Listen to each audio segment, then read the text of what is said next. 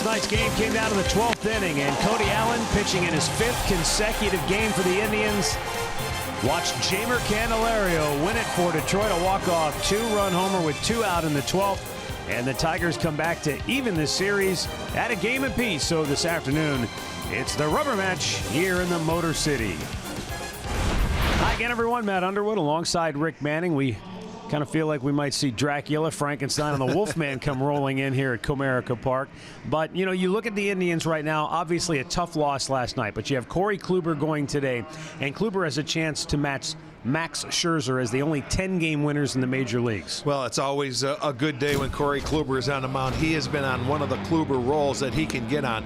Consistency, strike-throwing machine, 139 hitters. He has not walked a batter in his last 5 starts. He's been unbelievable, and it doesn't matter who he's facing. He just goes out there, he gives you 7 to 8 innings. He could actually be 5-0 in his last 5 starts, but he's 4-0 with a .81 ERA. You can see 38 strikeouts, only 1 homer allowed. So if you don't homer off Corey Kluber with someone on base, there's a good chance you may not score. Artie Lewicki will go for Detroit. We'll be back with the play-by-play coming up. Alan Jensen have the showstopper when we come back. Cleveland Indians baseball is brought to you by Who But WB Mason, the official office supplier of the Cleveland Indians, and by Cleveland Clinic Express Care online. Tap the app for 24/7 virtual visits.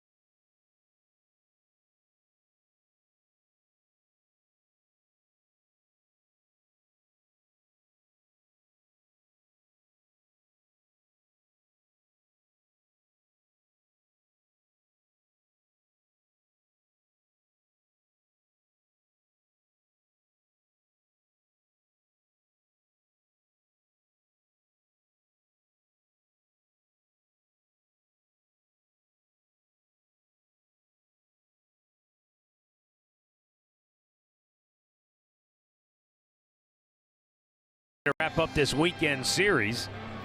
Tribe in first place in the Central. They lead the Tigers by 4 games, but it would be huge for them to be able to bounce back after a tough loss last night and take 2 out of 3 to win this series before moving on to Chicago. You've got Corey Kluber on the hill. That's always a good place to start. But if Kluber cannot go the distance, how does Terry Francona piece together the bullpen? Cody Allen has pitched in each of the last 5 games now for the Tribe. So what's the status? Let's go downstairs to Andre Knott. What do you mean, Matt? He can't go the whole game. I said if. I said if. I mean, that's part of the game plan, as you talked about with Cody Allen. We've talked so much this weekend about Terry Francona and trust with his bullpen and with his starters. And today's going to be one of those days. After a night last night, he used Cody Allen when he thought he wasn't going to. But he thought the game got deep enough, and he was trying to get a little bit deeper last night into the game because he thought his team could win in the following inning. Didn't work that way for Terry Francona. So what does he have today? No Neil Ramirez, who's thrown almost all week and threw 2 innings yesterday.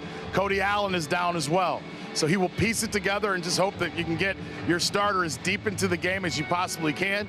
He told me he's got one of the best pitchers in baseball. He'll worry about it when that time comes because he knows he's got the right guy on the mound to start this game today.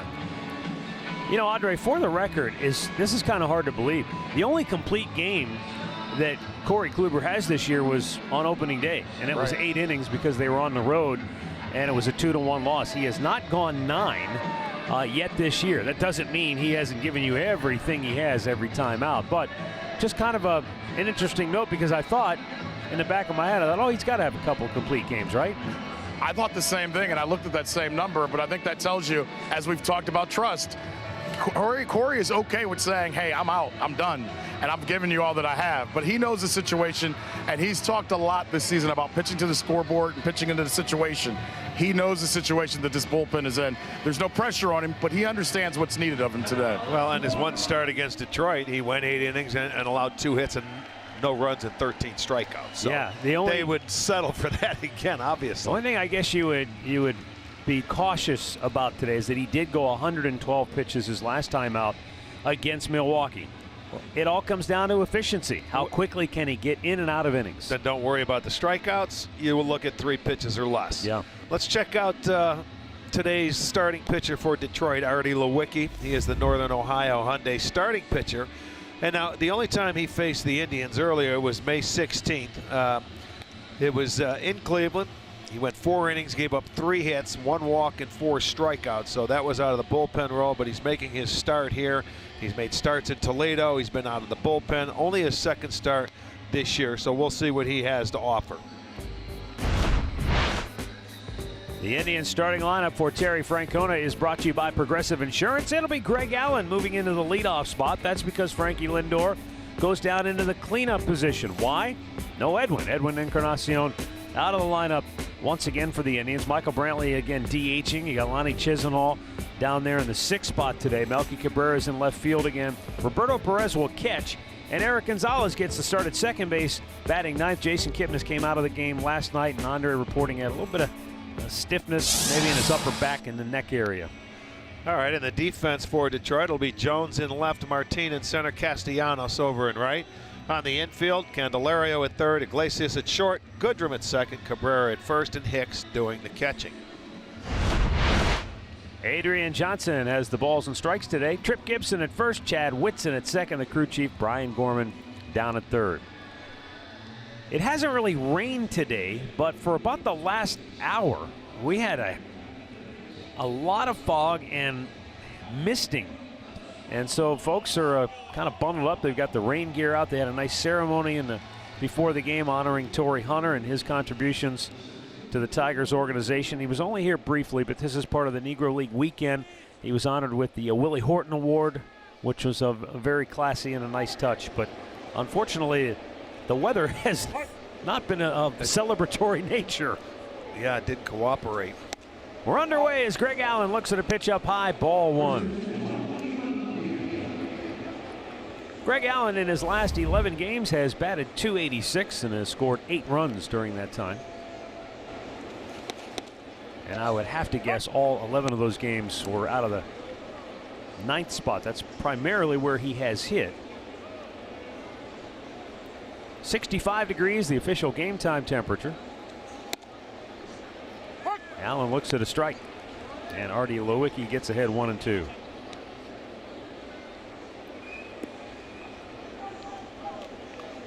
First 2 games of this series have been well pitched by the starting pitchers. Out of play.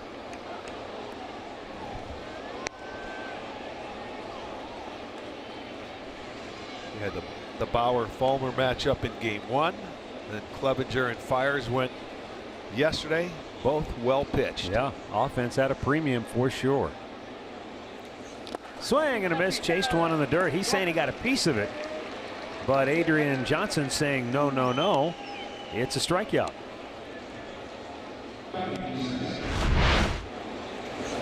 It sounded like he got a piece of it. It did sound like that. Let's see. Oh, hard to tell, but it didn't look like it. It is hard to tell. You have no other chance. If the home plate umpire says no, you didn't. You know, I don't know if maybe that thing skipped off the ground and that was the first tick before it hit the glove or what. One down for Michael Brantley. And he takes a fastball for a strike.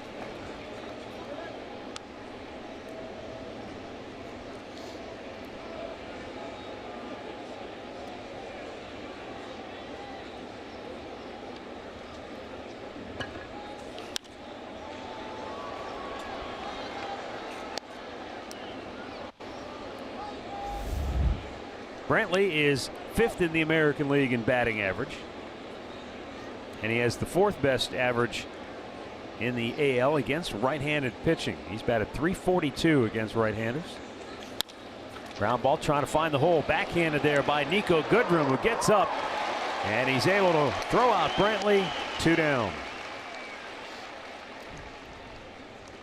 Storylines today brought to you by Wayside Furniture. Artie Lewicki, his 3rd career start, only his 2nd start of this season. And Corey Kluber, following an Indians loss, 5-1 with a .243 ERA. He's just pretty much good no matter when he throws. Looking for that 6th win. And I did mention Lewicki made 6 starts down in AAA, down in Toledo. He was just a 3-3 record and an ERA of 5.06. But he's coming out here throwing strikes early. 9 of 10 have been in the zone.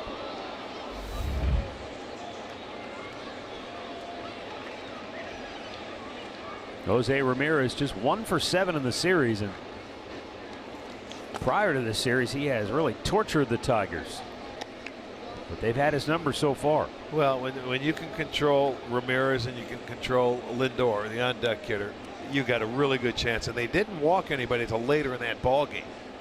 You know, and if you don't walk the Indians hitters, you've got a good chance of keeping them down.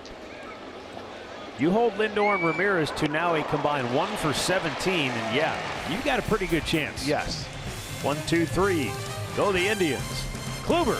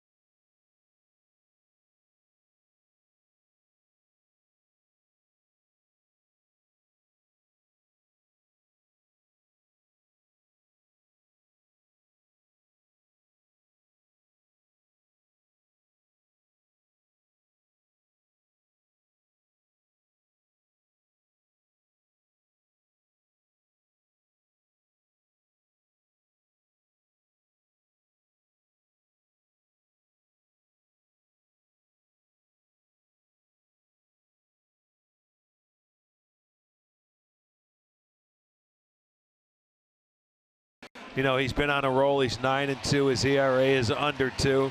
He has beaten the Tigers earlier this year.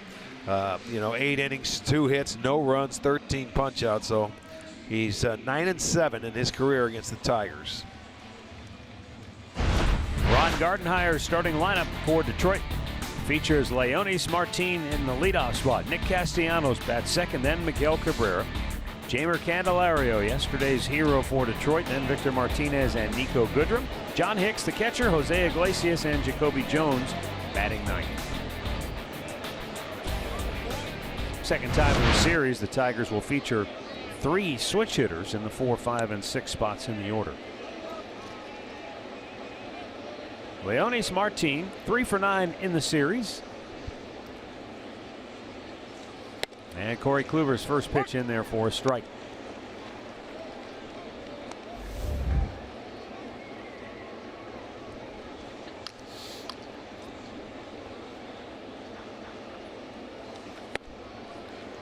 One ball, one strike.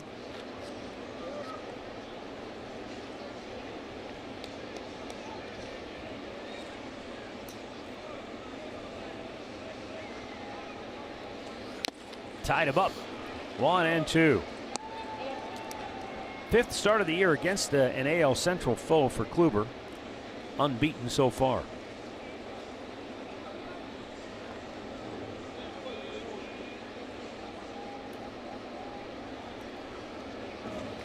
And he is out looking to start the game. Come in and you paint like he does. Is that a little cut fastball? Check it out on the Nissan pitch tracker. It's a little cutter on the outside edge on the corner. First strikeout for Corey. You talk about domination within the division. Corey Kluber is not only 4-0 against the AL Central this year, but in the 27 2/3 innings he's pitched, he's given up 1 earned run. Whew.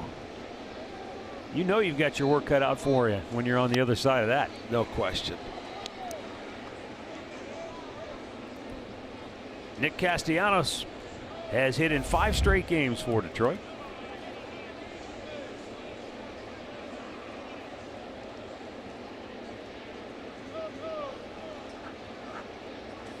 We talked about him yesterday during the telecast, but if you weren't with us, Rick made the comment that Castellanos is sort of an under-the-radar great player. He doesn't maybe get the notoriety, but you look at his numbers and all of a sudden he's up there with the league leaders in a lot of key categories. Home runs, RBIs, batting average. He's, you know, he's out there in doubles and triples. You see, we get to play these guys 18 times a year, so we get a good look at him, and we see how he handles. The Indians have good pitching, and we walk into a lot of towns where right-handed hitters get shut down by the Indian staff. This guy fights his way, and he finds hits all the time. Oh, they said he went around. Castellanos can't believe it. And he's headed back to the dugout. Second strikeout for Corey Kluber. He didn't think he went, but Trip Gibson thought otherwise. Well, let's take a look from the side, and let's make the judgment on our own. He went. I'll tell you what, yeah, he did. You know, I've always been told that for umpires, you see that dark bat that he uses up there, it's tough to pick that up more so than a white bat, you know, than the regular ash bat.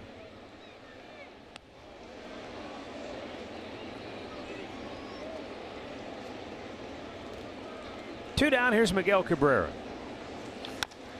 Goes after the first pitch. Good inning. And it will be a quick, well-pitched inning for Corey Kluber. 9 tosses to retire the side. 1, 2, 3.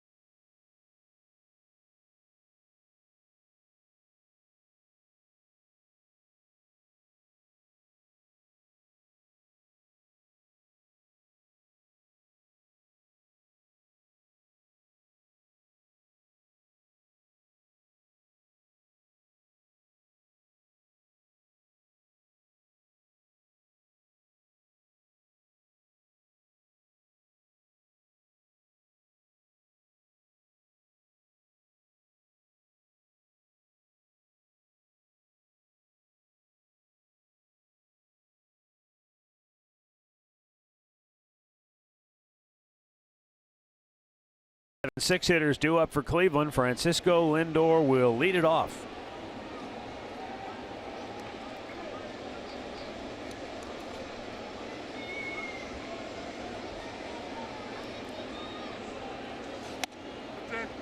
Inside, ball one.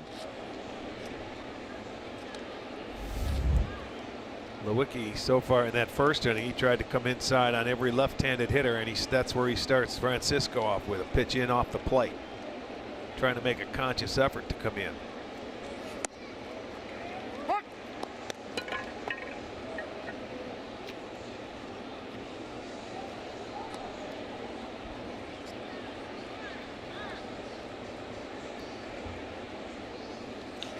Line drive and a base hit right field for Lindor.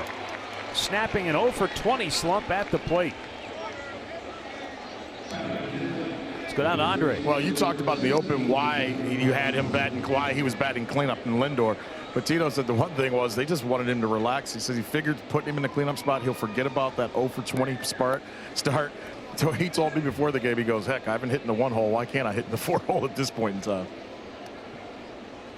I mean, it wasn't that long ago he was the player of the month in May. Yeah, you know he's going to get it back. He's out there. He'll grind out every day, every at bat. Yonder Alonso has 18 hits in his last 16 games with a dozen runs batted in.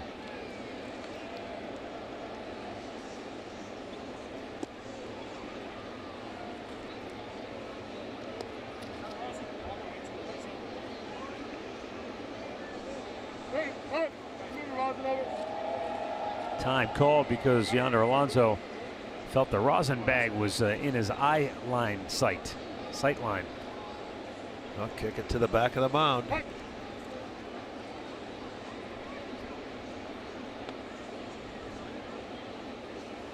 Lindor was leaning, but he gets back in time.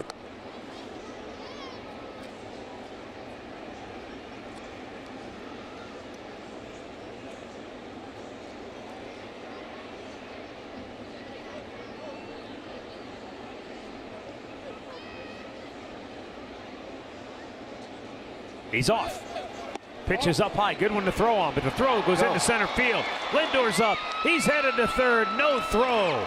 It'll be a stolen base, his 7th of the year, and the error by Hicks puts him at third base with nobody out. That tells me when you saw him leaning the first time, he knew they've got the numbers on Lewicki, and they're taking off. First pitch, and the throw not a very good one. He knew he had a good jump, and Lindor picks up the baseball, goes to third base. So the stolen base, the error pays off. It's almost like a pitch out the way that the pitch was up there for Hicks to throw on, but maybe he just hurried his throw, and that's why it was so poor. He certainly did. When you throw it to that part of the diamond over the second base side, front shoulder flies open, but very aggressive early. The base hit. You can see, speaking of aggressive, the swing by Alonso there, 2-0, now 2-1. Infield back, he just stays back and drives it a ton. Deep left center field, they won't get it. One hops up into the bullpen, an RBI double for Yonder Alonso, and the Indians have a 1-0 lead. That's his 9th double of the year and his 36th run batted in. And boy, Rick, he had that nice, easy approach that you talk about. Isn't that? I mean, when a guy uses the opposite field, watch how nice he stays on the baseball. He didn't try to pull off or lift it. He just hit the ball where it's pitched. He got through the baseball with great extension, and that ball went a long way to left center field, and it short hops over the wall. So gets the base hit, the RBI, and a very nice swing. And now he's in scoring position for Lonnie Chisenhall, who rolls one to second, gets him over to third, one away. Now a chance for Melky Cabrera to get another run home if he can get a ball to the outfield.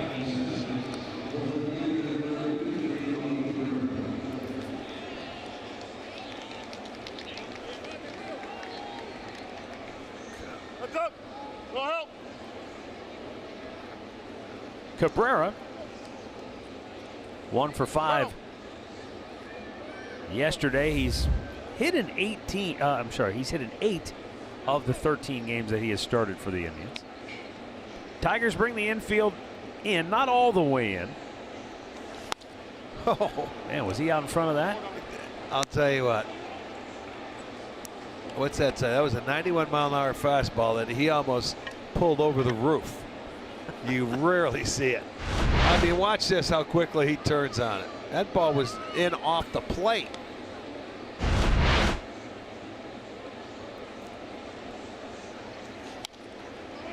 Fouls it back, and now he's in the hole 0-2. Tigers want to keep Alonso from scoring, which is why they're not all the way in. He's not a burner, so they can afford to play back a few steps.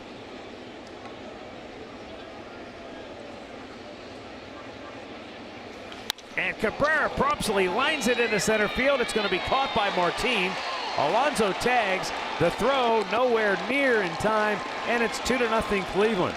So Melky Cabrera on an 0-2 pitch does a great job to get that run home from third. Yeah, not a very good pitch, I don't think, by Lewicki. He was ahead of him 0-2, and you had maybe a chance to maybe try and get him to chase one. But look, they want to go up and in, and that surprises me with a man on third base and, you know, less than 2 outs.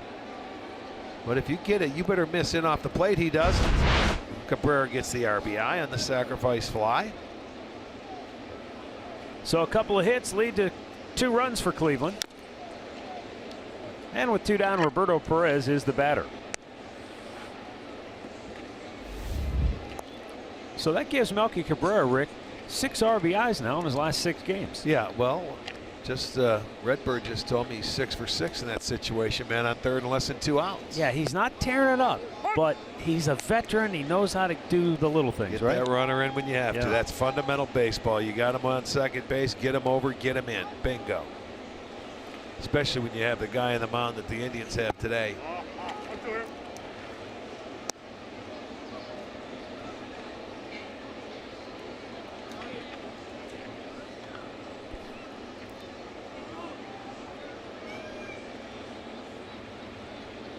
A 1-2 outside.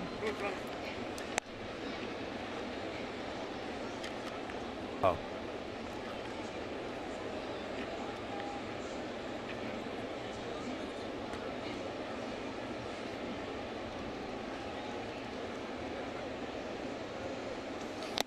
Swung on and missed, struck him out.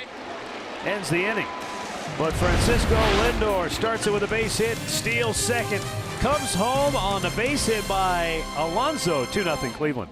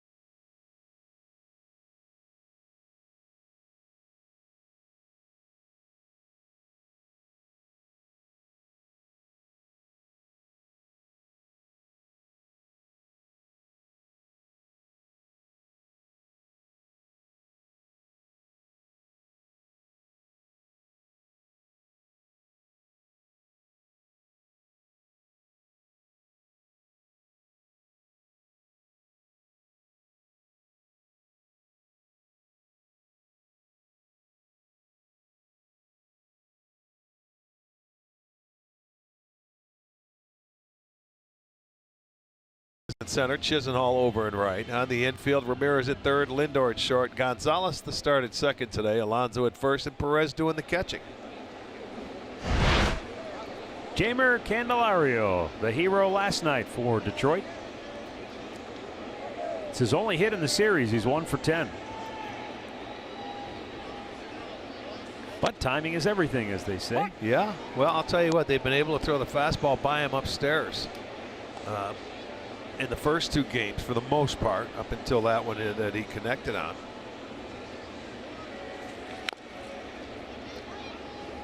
Four strikeouts in the series. Candelario said afterwards, I felt it hit the barrel, and I just said, wow. Well, that's what happens. You don't, it seems like it's effortless when you get a ball like that. He smoked it. And in a good hitter's count, he can be aggressive, as you say. You get in that count where you're looking for your fastball. He got it, put a good swing on it. You stay short to it, and it jumps. It amazes you how the ball takes off the bat when you put a nice smooth swing on it, just like the swing we saw Alonso take earlier. Fouled back.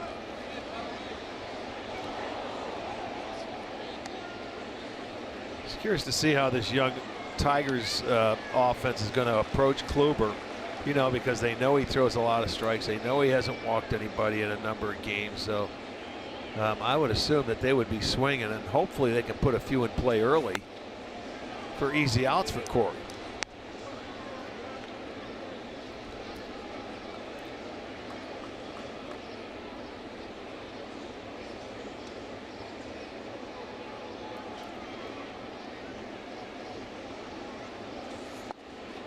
Wow, that is a strike 99% of the time, but for some reason called a ball.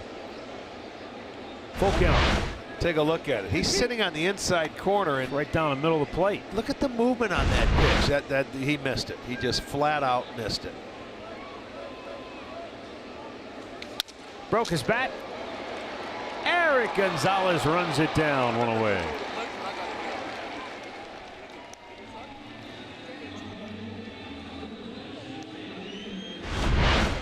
Well, it was he got inside on him, but the size of Gonzalez, he made that look pretty simple, didn't he?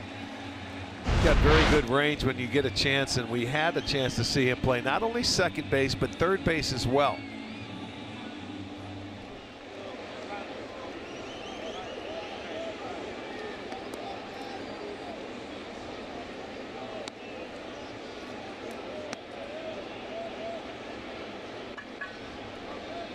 Victor Martinez, 3 for 7 in the series.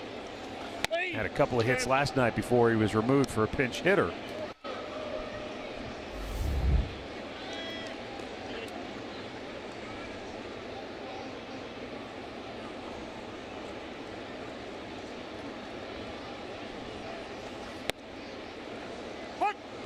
One ball, one strike. That's the changeup coming in from Corey that he throws to the left-handed hitters.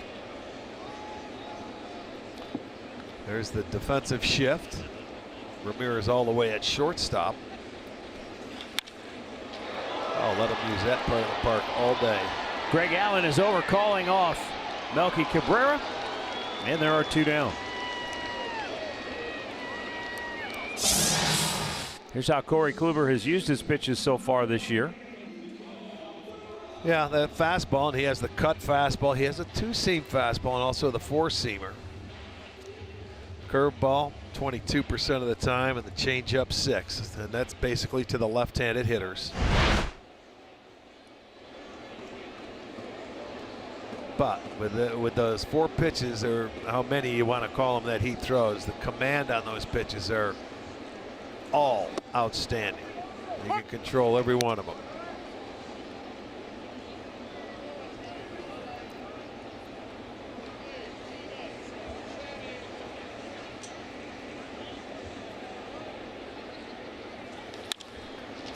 To left, Melky Cabrera moving over, and he makes the grab. The Tigers go 1-2-3. 6 up, 6 down. Through 2, Indians 2, Tigers nothing.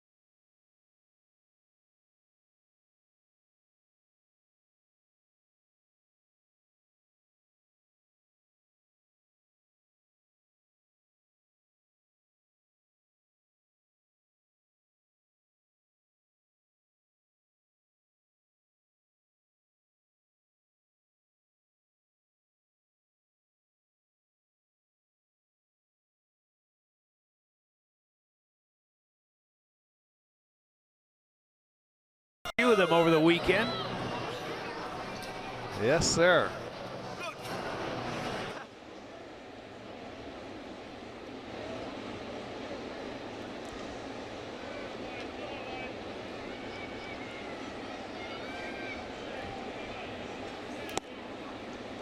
Eric Gonzalez takes a strike. Eric started the season 0 for his first 6. Since then, he's 16 out of 40. And for a guy who hasn't played a lot, he has done a marvelous job of producing when he does get in there. Sporadically, you're right. He's done a really good job being a young player like he is. The toughest thing for a young hitter is to go up there when you haven't played a lot. It's knowing the strike zone.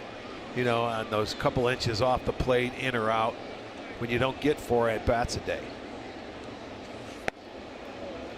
Plus, I think, Rick, when you don't play a lot, you'd go up there, you just want to swing at everything. Yeah, you have to try and remain patient. As patient as you can be, because you want to get that first fastball that you see. But here he goes. He's patient enough to lay off two of those pitches with 2 strikes.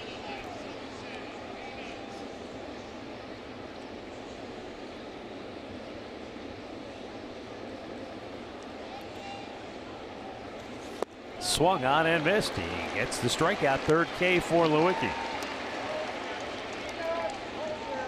Well, the race for the Central Division is in full swing as the Twins come to Progressive Field for the first time this season.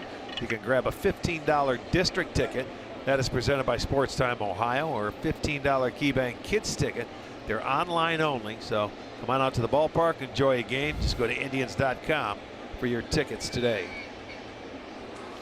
Greg Allen, second at bat today. Checked his swing. Struck out his first time up. Indians got 2 in the second.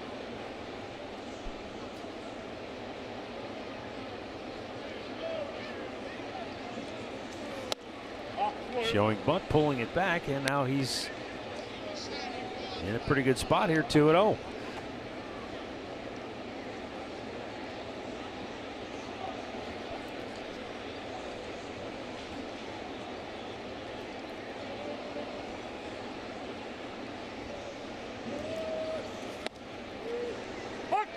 Pitcher's pitch, outside corner, down near the knees.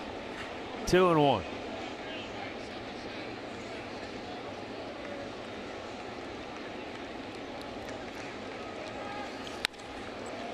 High pop. This might stay in. Third baseman, Candelario.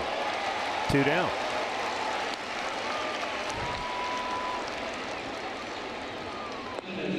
Player profile today brought to you by Levin Furniture. Michael Brantley in his career, 116 games against the Tigers. And you also see his career numbers within the Central Division. Boy, solid numbers there.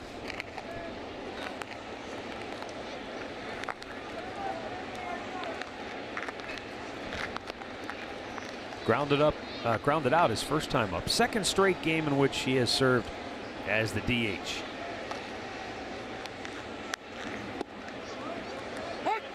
You know, that's not a bad pitch for Lewicki. They don't have a big track record against him, so you just drop in a little curveball for strike 1 going through the 2nd time to certain hitters.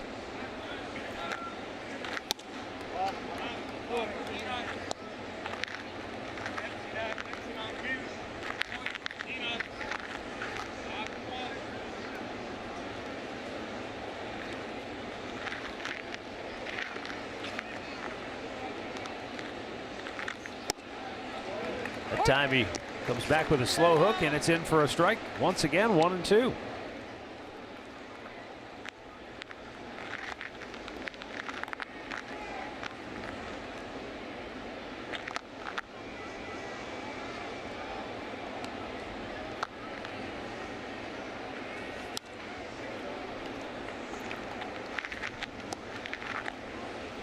It's funny to watch the defenders shift on Brantley throughout the at-bat.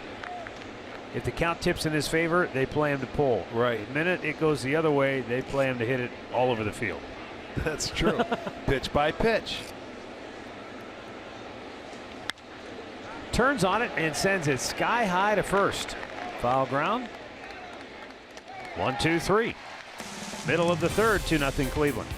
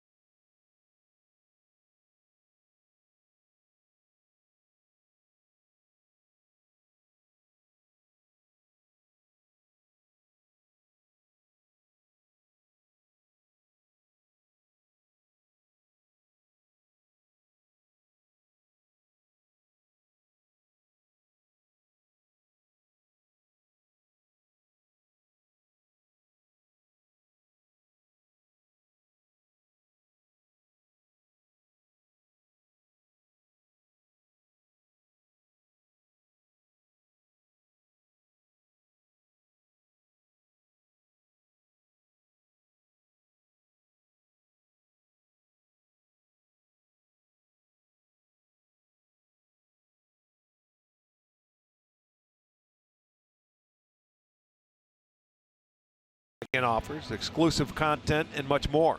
Download the MLB Ballpark app today.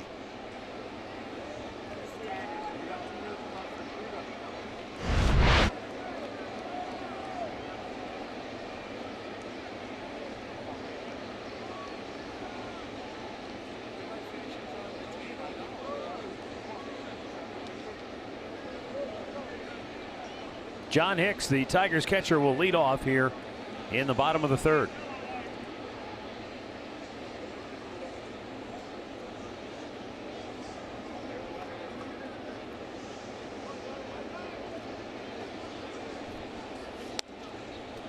Corey Kluber gets in there for a first pitch strike.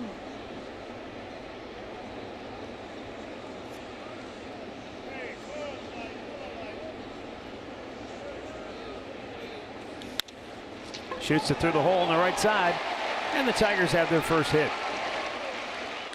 And a nice job by Hicks.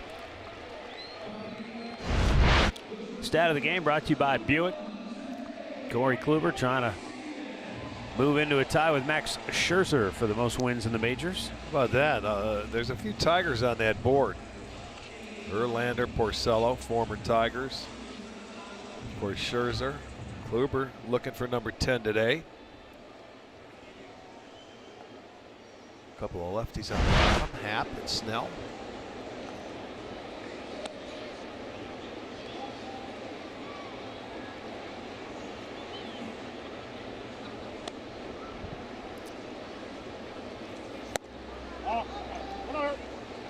Jose Iglesias with a 4-game hitting streak. Has doubled and tripled in the series.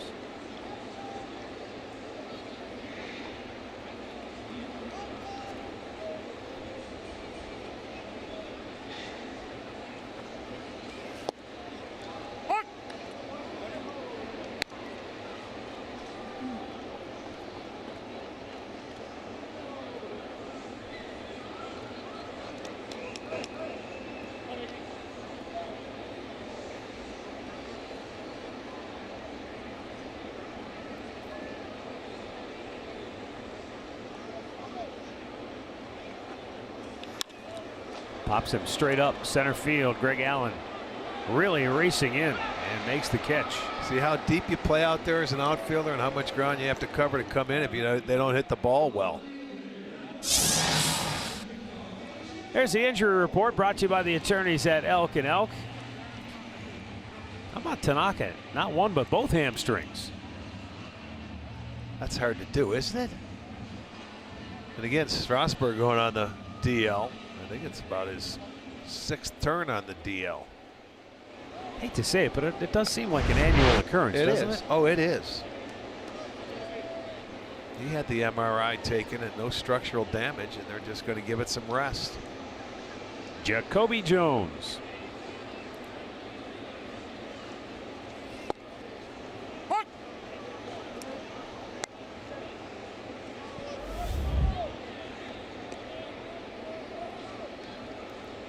Corey Kluber, 27 pitches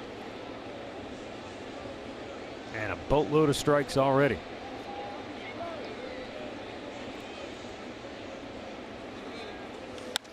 Shoots it the other way. That's fair. That's trouble in the corner. Lonnie Chisnall digs it out in a hurry. Hicks going to be stopped at third. But the Tigers have runners at second and third and only one out. Boy, that was a pretty swing there by Jones, where he just stayed on the baseball and hit a line shot down the right field line, kept it fair. Really nicely done on the breaking ball. And gets it over the head of Alonso into the corner. Chisnall gets over there in time to cut it off and get it into Gonzalez, where they had to hold Hicks. He was the catcher running, or they might have tried to score another guy, but it's second and third now with one out. Now Corey's got to go to work. Leonis Martin, the batter, and he was called out on strikes in the first inning.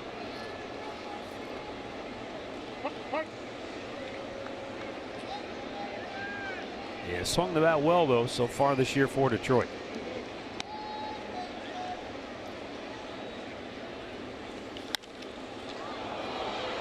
First pitch popped foul, out of play.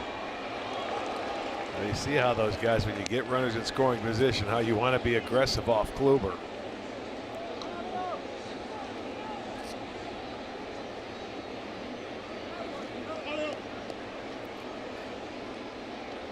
You know, it doesn't necessarily take a fly ball to get one in here. You could hit a ground ball to the second baseman, the shortstop. Yeah, the Indians will trade a run for an out. Absolutely.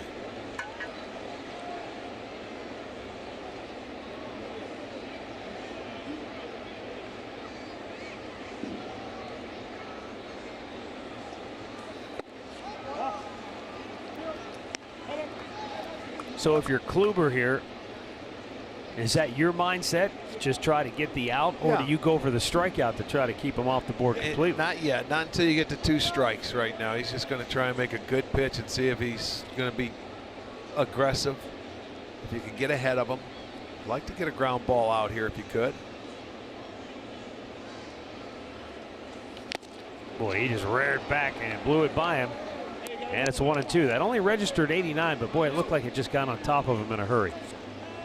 Let's see if it's a cut fastball. If it's 89 and it's upstairs. It's just above that line where the left-handers with that uppercut take the swing. So now he can try and make a pitch here with a 1-2 count and go for the punch out.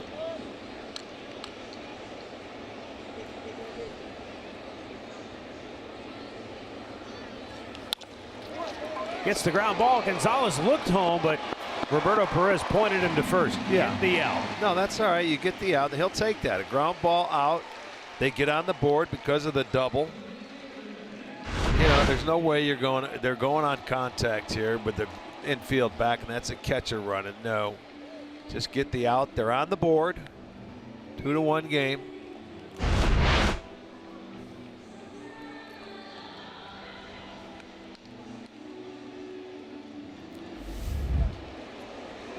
Nick Castellanos struck out on a check swing in the first inning.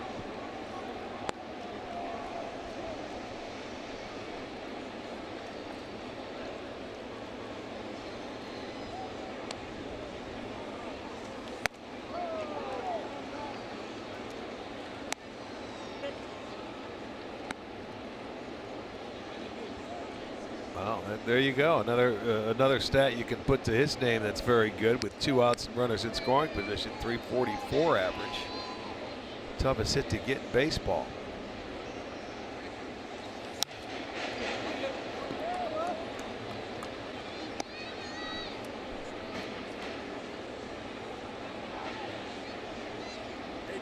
You know, but when you see his swing, Matt, we saw him when he first came up to the big leagues not too long ago. You know, he was around Cabrera all the time, J.D. Martinez, some of the right-handed hitters where he patterns himself after to stay on the baseball, use right center field in this ballpark like they do so well. Swing and a miss. It's 1-2. He was really tied up with that breaking ball. Yeah, that was the slow one. That was the hook. And that's where you can see the wheels spinning right now for Castellanos, because Kluber has different weapons, and that's the last thing I think he was expecting there. So now he's going, all right. Yeah, you got to regroup. One more pitch to think about. Because you got that the tying run out there 90 feet away. Kluber tried to get him to chase. He wasn't biting. That's the cat and mouse game between the pitcher and the hitter. He wanted to see how bad he wanted to hit on that last pitch, but he did not chase it.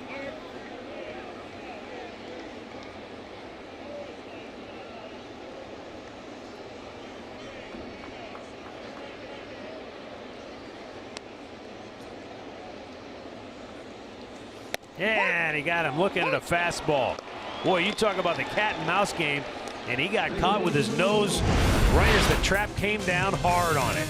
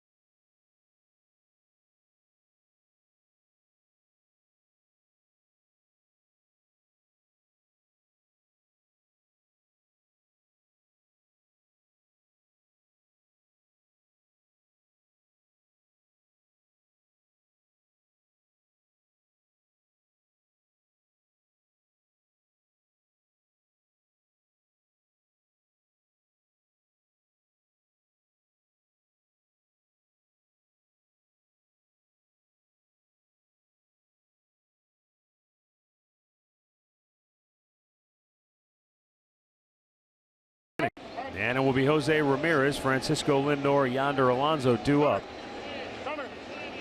Tigers shifting 3 to the right side of the infield for Ramirez,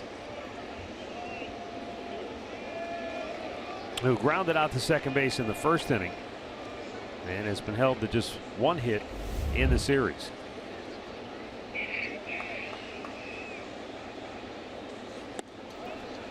Yeah, that's a big deal for the Tigers, the way Ramirez has played against them the last 2 years. He's been remarkable. And it's the first time we've seen him pretty much shut him down in the series.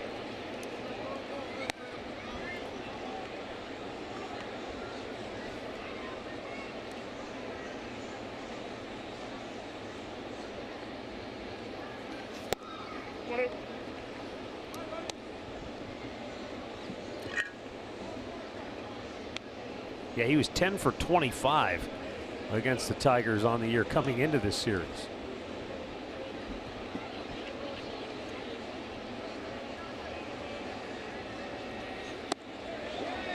pretty good curveball. He's been able to throw that for strikes, man. It's been slowing up. It's almost like his change of pace there. He's been able to throw it for strikes and not just throw it right down the middle.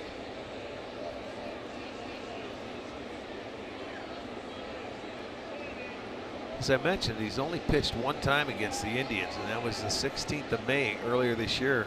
4 innings out of the pen. He'd give up 3 hits and didn't allow a run. He struck out 4 and walked 1.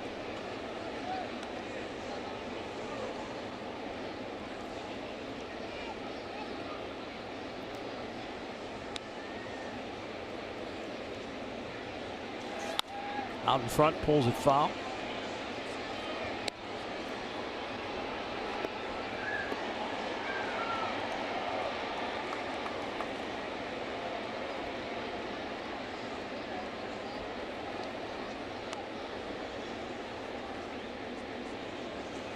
Yeah, and he struck him out with a curveball. And Ramirez does not like the call of Adrian Johnson.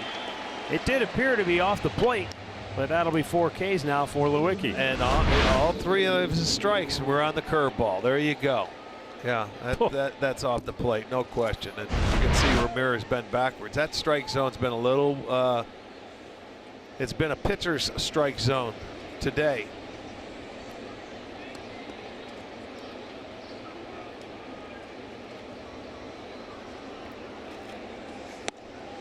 Francisco Lindor looks at the fastball for strike 1. He singled into right field.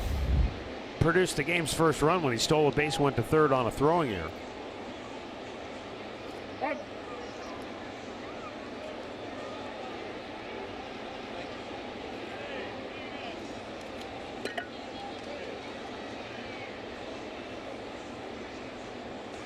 Right back up the middle, and that'll get through.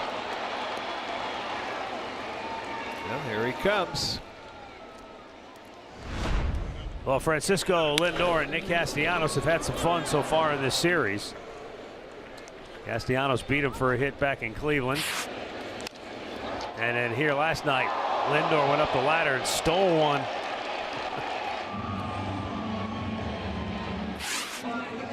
And then here today.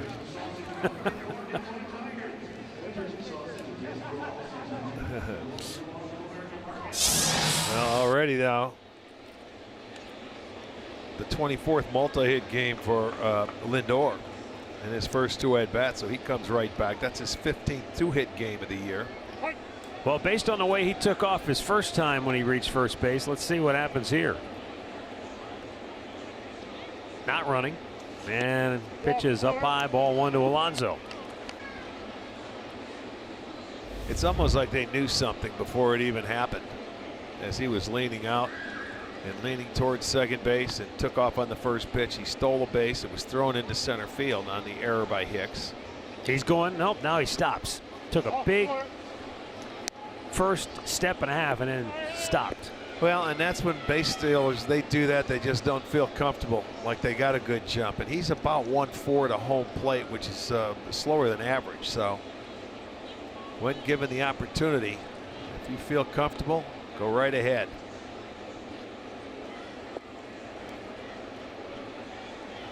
The only time, well, it was the second inning when Lindor led that inning off with a base hit. He put pressure on him early. Well, now he's in a good spot too, because he figures they probably won't pitch out 2-0. Well, they won't do that, but you want Alonso to get a pitch to his liking too. He put a really good swing on the pitch he hit for a double last time, going to left center field, and I mean deep left center. It bounced over the fence.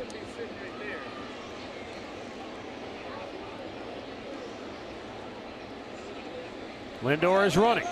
Pitch is up high. It's ball 3, but the throw is on the money, and he's safe. He beat the tag somehow. Wow, that's hard. It looked like he was a dead duck. Perfect throw by Hicks. Yeah, that time he came out and made a very good throw. That's right. I mean, he looked out. I mean, just from the throw. I can't tell. We'll get a look here. Unless he pulls that arm back. Oh, he did. He pulled the arm back. The old swim move there. Yeah, you pull the arm back and the.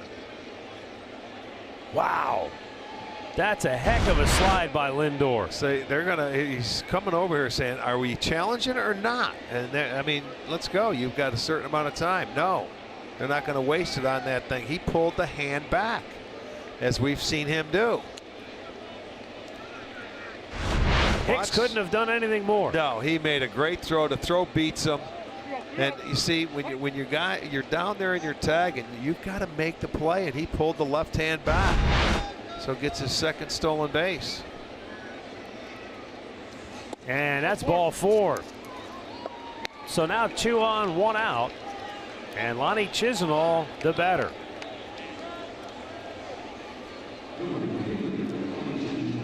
Well, it was Lindor Alonso that set up that second inning with the 2 runs. And now with just 1 out, they're going to have an opportunity to try and get on the board again.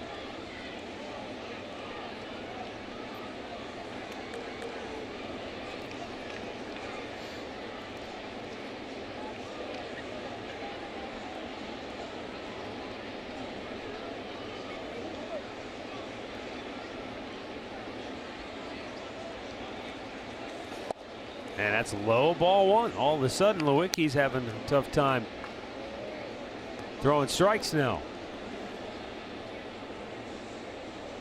He's been absolutely fine until he gets into the stretch.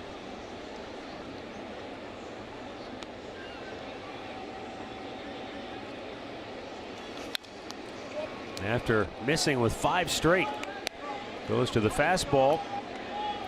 Lonnie fouling it back.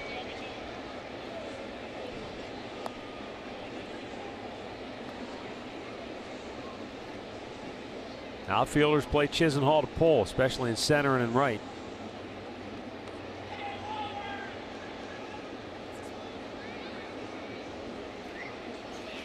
Swung and missed at the curveball, and it's 1-2. This has been his money pitch, boy, today. That curveball. Anytime he's gone to it, he's been able to throw it for strikes. He's kept the hitters off balance with it.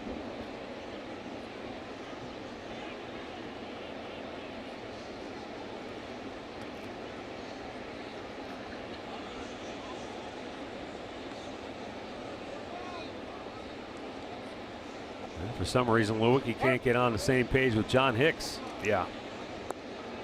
He might have called something he didn't want to throw.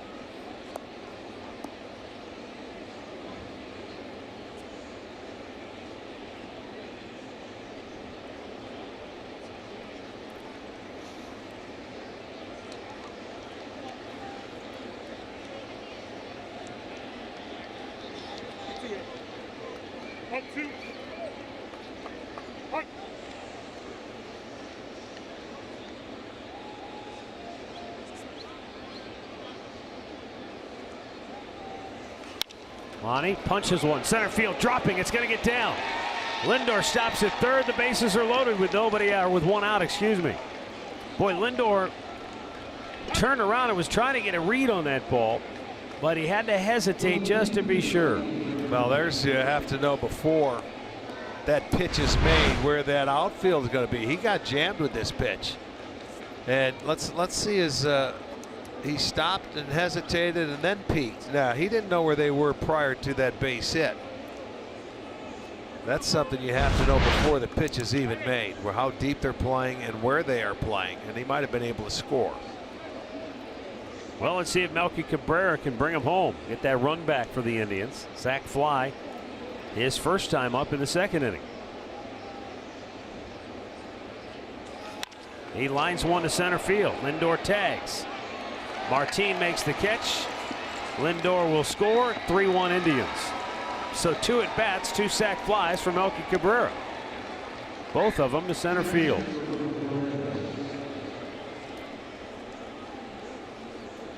Well, they're able to come back and answer that run that Detroit put on the board in the bottom half of the third.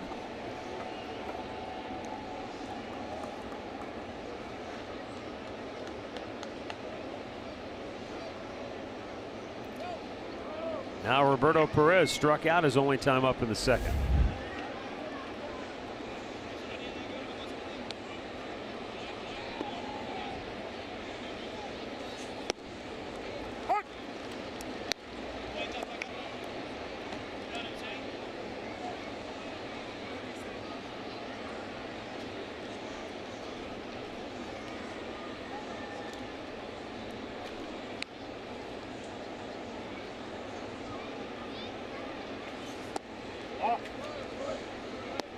Yeah, it's been offensively a tough go for Perez.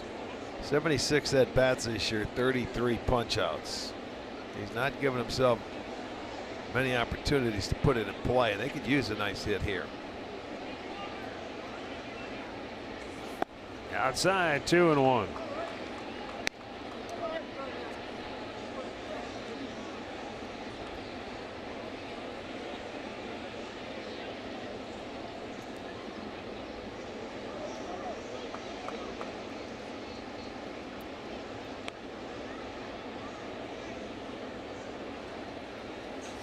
Shoots it the other way. Cabrera kicks off of him, goes into right field, and the bases are reloaded. They had Chisnall at second base. He was looking home, and he was around second, almost halfway to third, until they held up Alonso. They didn't see him. See how they score that. Cabrera. Oh, that's got to be an error, right? Yeah, I would think so. That's a ball you've got to make that play. It wasn't hit hard. I'm sure it might have had some spin to it, but you got to keep it in front of you. But they reload the bases again with 2 outs, so they get an extra out. And you're right. If Nico Goodrum's paying attention, he just throws to second base. Oh, he was dead got done. An out. Yeah, absolutely. But I mean, I understand you're worried about the guy at third more so. But Chisnall, he was just running with his head down and didn't look where Alonso was going, just thinking he was going to score. But the same thing happened to them in game 1 of this series. And the Indians caught a break. Alonso between second and third. No, in the 9th inning, remember? Oh, on the base hit. Oh, that's right.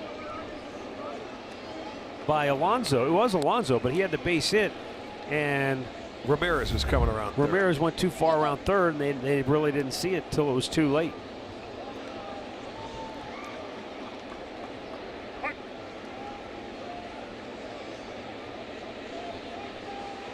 Eric Gonzalez, he was a strikeout victim in the 3rd inning. Got some work to do here, down 0-2.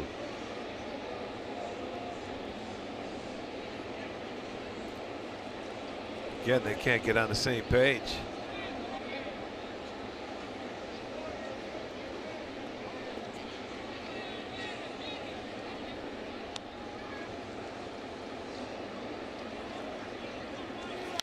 Foul back.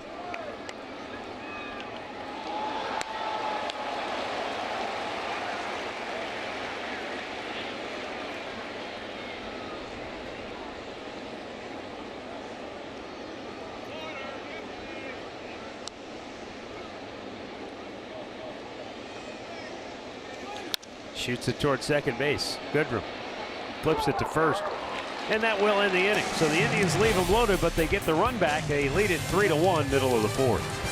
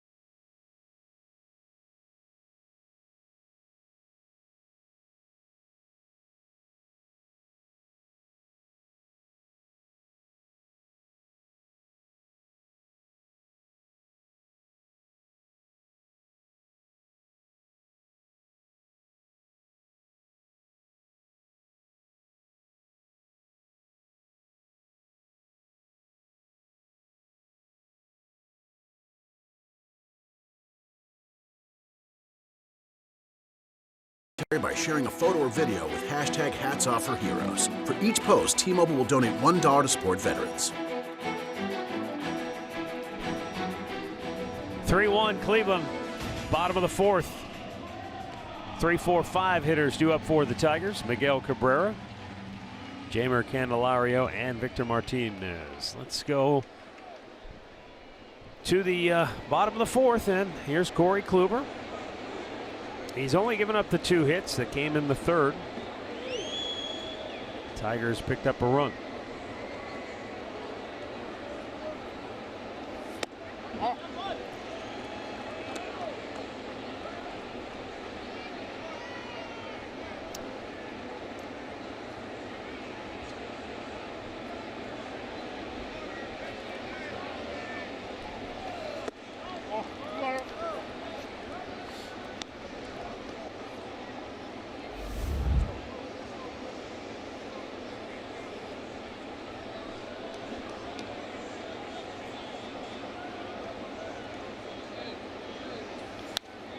Fouled right back.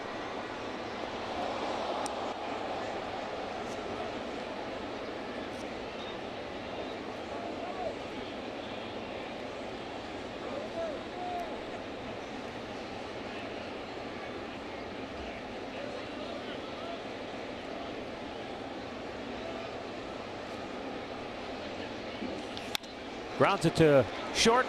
Lindor with a great backhanded pick. And a throw to first on one hop to Alonso for out number 1. Well, how easy did he make this play look? Going into the hole, and you know you have Cabrera running, so you have time. So he did not rush, and that's a good one-hop throw, man. That ball just skips off the grass. You get a true hop to the first baseman. Very easy play. Not as easy as it looks, though.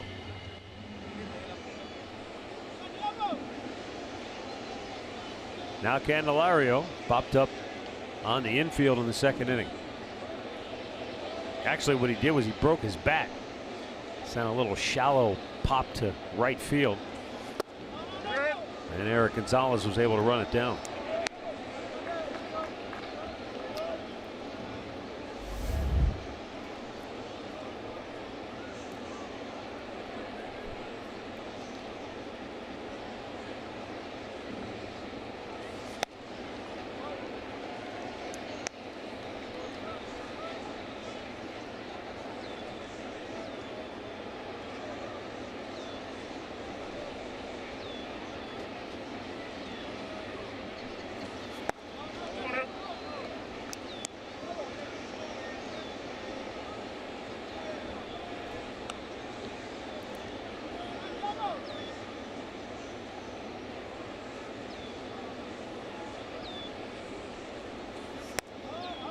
We hear so many stories in baseball of players who are from the Dominican Republic and then come to the United States. For Candelario, was just the opposite. He was born in New York, and when he was 5 years old, his parents, who were originally from the Dominican, decided to move back.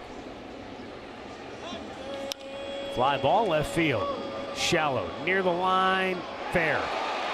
Ramirez grabs it, throws towards second. Candelario is out at second base. And he is disgusted with himself because Eric Gonzalez did a great job to get the throw and slap the tag on him. And I'll tell you what, Ramirez did a great job hustling to get to that ball first. And then Gonzalez really on the backside made a beautiful play because he went out to get the ball. And watch his range. He's so tall that he comes back in, he makes the tag before he can get to the base. So he went out to get it before that foot gets in, and that's really a nice play by both Ramirez, and he got him, and Gonzalez. Yeah. Both a really nice play.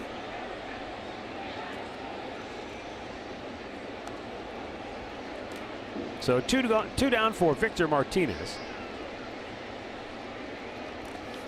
And he bangs it foul the other way.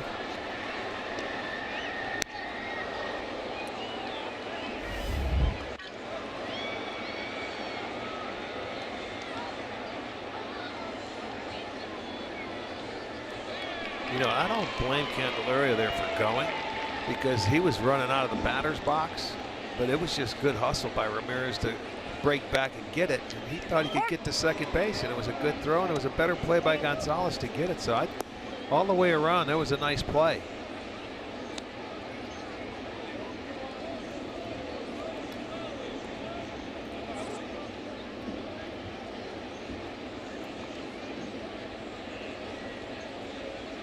Oh, 2. Yeah, if it's the 7th inning, you probably can't take that chance. But right. in the 4th, why not? You already have one out.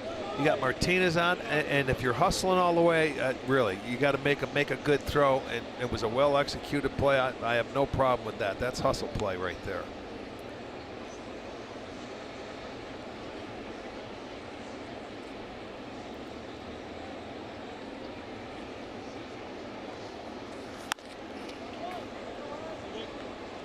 You know, you have to try to take advantage of guys when you have Kluber on the mound, and there you'll see what he's done so far, early part of this game. And that's him in a nutshell, man. Not too many pitches, very efficient, throwing many strikes.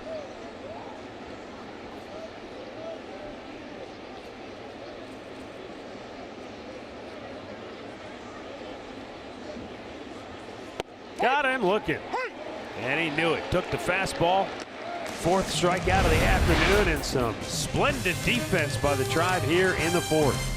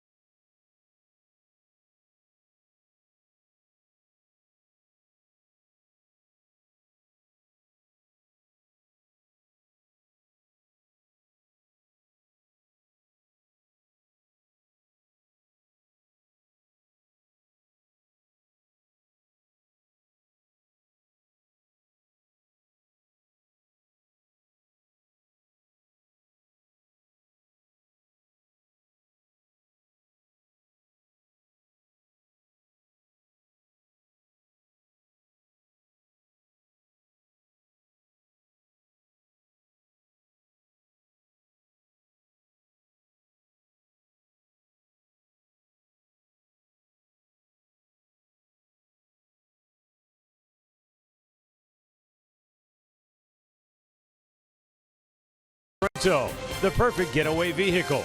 Visit KiaDealers.com to learn more. And by Levin Furniture. For the best deals on furniture and mattresses, shop Levin's. Top of the order for the Indians, and Greg Allen, first ball swinging, yanks it into right field. The Indians get their leadoff man aboard for only the 2nd time here this afternoon. Well, let's see if they can continue their trend on the base pass of maybe taking off against Artie Lewicki. Lindor has 2 stolen bases. Although the second one he earned, pulling that hand away as the throw beat him. He just put a beautiful slide in there to get the stolen base.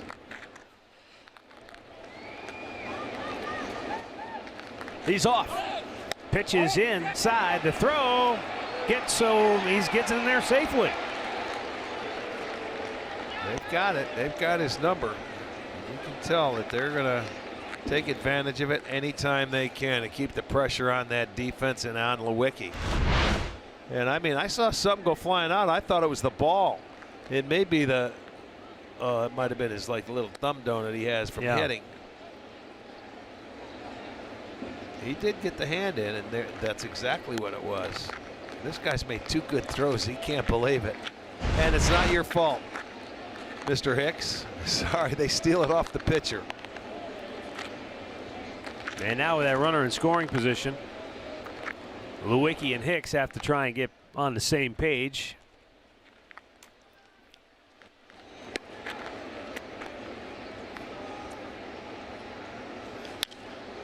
Brantley pops it up, and that will find the seats. So far, they've been able to do the little things offensively in this game that they couldn't do last night. Get them over, get them in. In that boat again, and you're in the middle part of the ball game, and that one you're trying to put on the board now is like a golden number for Corey Kluber.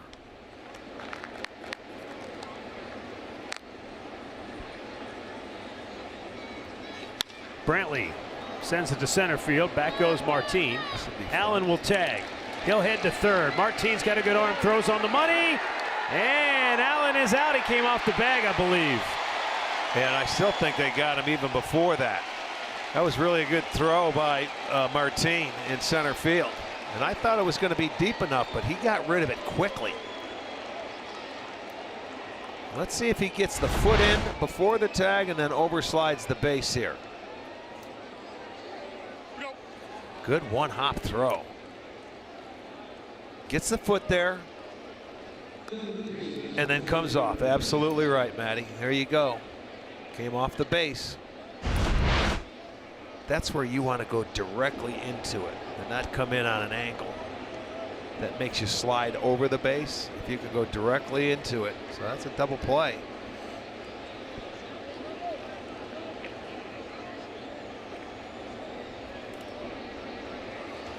Upstairs, Ramirez spins out of the way.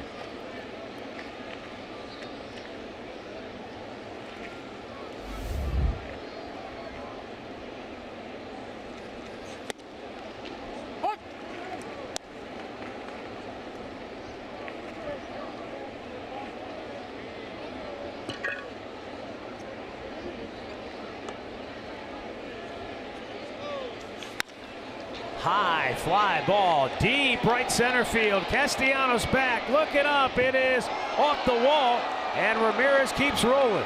He'll head to third, and he will stop there. It's going to be a two-out triple for Jose Ramirez. His first triple of the year. Just missed hitting that ball out of here. You know, he threw him a slider the pitch before the one he just hit, and the second one was down, and he really got that one up in the air. Martin went over there. It was too high off the wall, and he was off and running, so it'll be his first triple of the year. And that comes with 2 outs.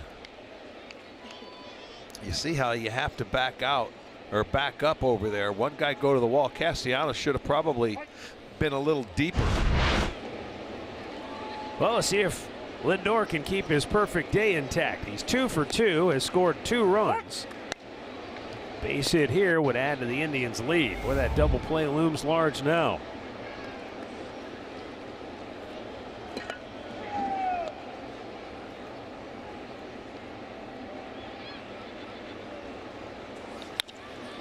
Fly ball center field. This should get him out of the inning, and it looks like it will. Martin makes the catch. No runs, 2 hits, 1 left. Halfway through, 3-1 Cleveland.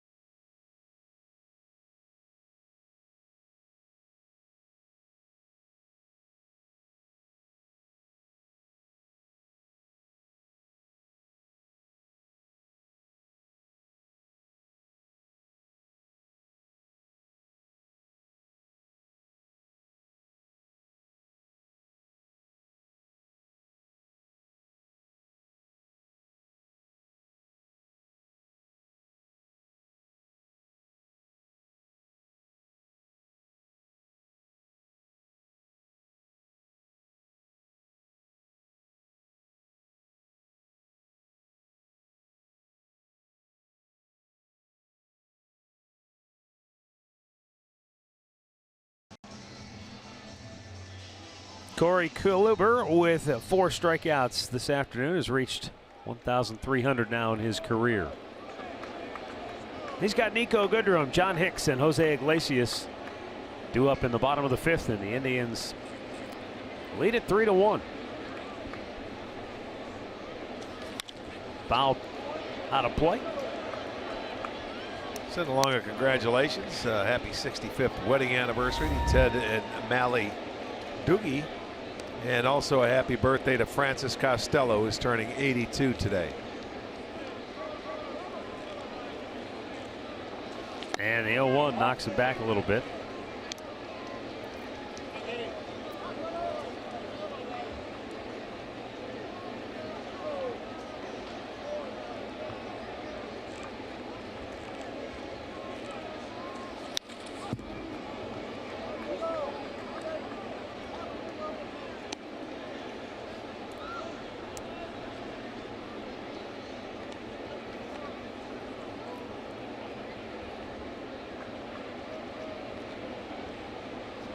One ball, 2 strikes.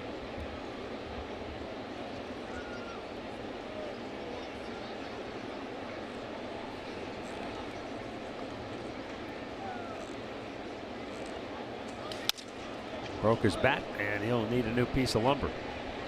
Ran that breaking ball in on his hands. We won't have a no-hitter today, but on this day in Indians history in 1966, Sonny Siebert authored a no-hitter. It was the only no-hitter of the season in baseball that year. Beat the Washington Senators 2-0. Struck out 7, only walked 1. And that game was pitched at Old Cleveland Stadium. Okay.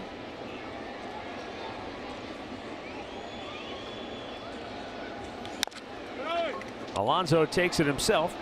1 down. The more famous moment on this day in baseball history was Rocky Colavito.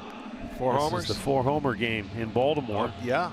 1959, and he was at that time only the 6th player to hit 4 home runs in a game, and only he and Lou Gehrig at that time were the only ones to do it with 4 straight in a game.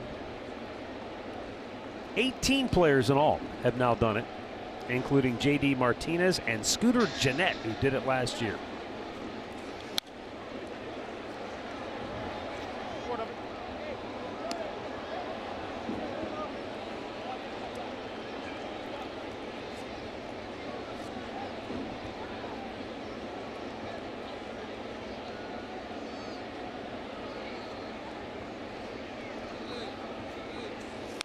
Hicks got a piece of that too. Among some of the other notable names, Willie Mays did it. Mike Schmidt. Our man hard-hitting Mark Whitten, that was when he was with the St. Louis Cardinals. Mike Cameron did it when he was with Seattle. Carlos Delgado with the Blue Jays. Almost went after it, but he didn't. 1 and 2. He was just expanding. The 2 pitches before he threw him, he started to foul off, but he was trying to get him to chase there.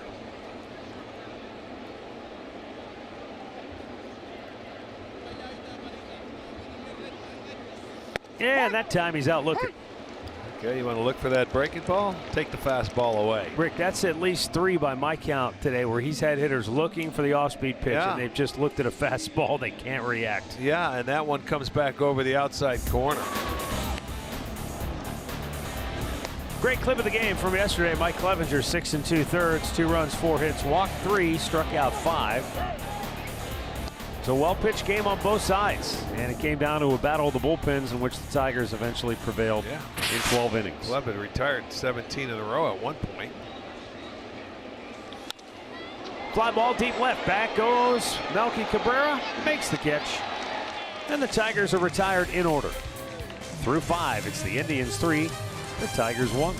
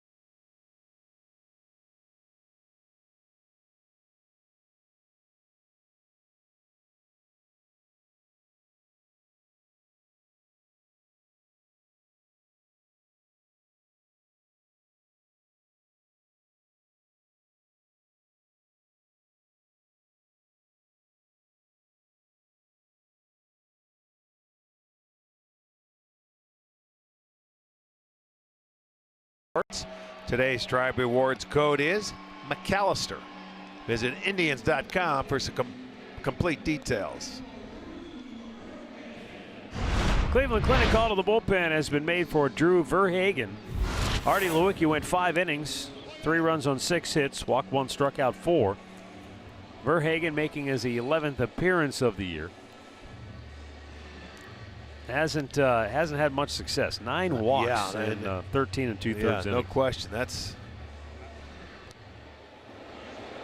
But he got Lewicki through 5 innings. Didn't do a bad job. Had a nice curveball working for himself today. Kept him in the game.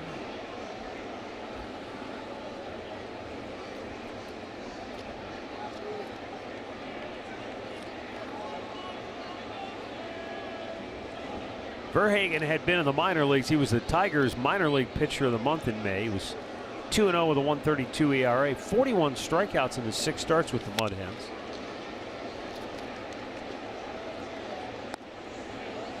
Big guy at 6'6", 230. 27 years old now.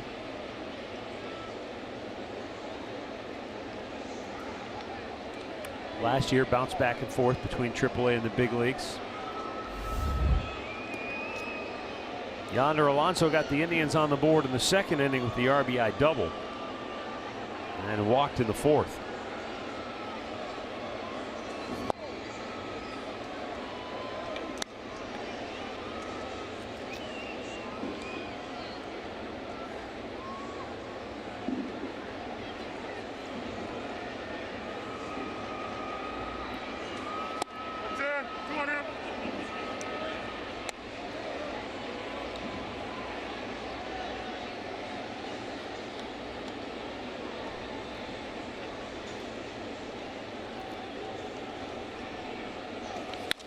Broke foul, first base side.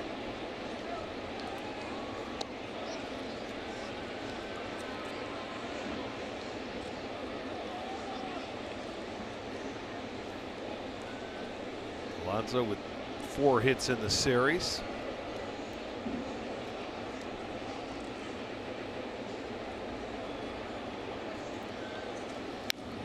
Had a good rip there, but nothing to show for it.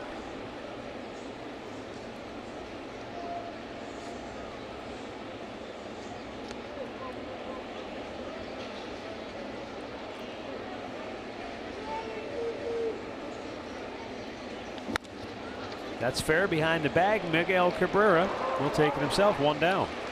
Time for our mid-game recap. And the Indians, as I mentioned, got on the board first. It was a Frankie Lindor single. He stole 2nd, went to 3rd on a throwing error, and then Yonder Alonso brought him home with a long RBI double. He would score on a sacrifice fly by Melky Cabrera, and it was 2-0.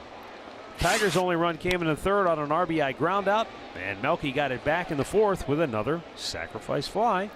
And Corey Kluber has struck out 5 in 5 innings of work. Lonnie Chisenhall 1 for 2 with a single.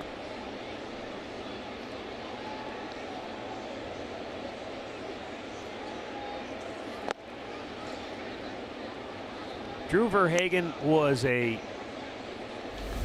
collegiate pitcher, somewhat of a nomad. He was a freshman at Oklahoma, then he went on to a junior college and then ended up at Vanderbilt. 3 schools in 3 seasons.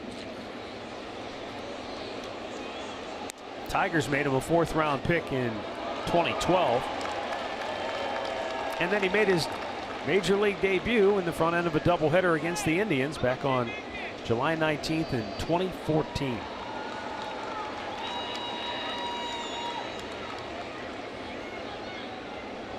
The 1-2. But I go back to something you told me a long time ago. To get to the major leagues, the thrill of a lifetime.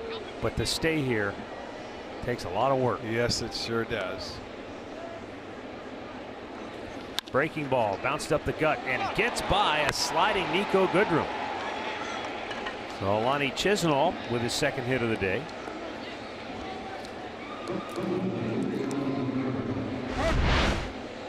This ball hit to the right of Goodrum. Backhand, it was right there, goes off the end of the glove, gets into the outfield. He was going down to slide, I think, trying to get back up and throw the ball, but he did not catch it first. So it gets out there. Base hit for Chisenhall. He's 2 for 3.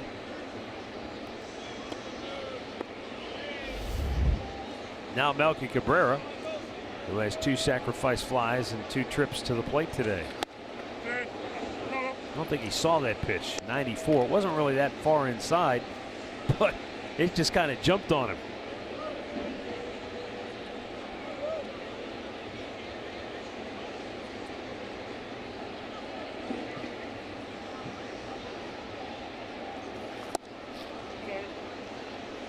Two and 0.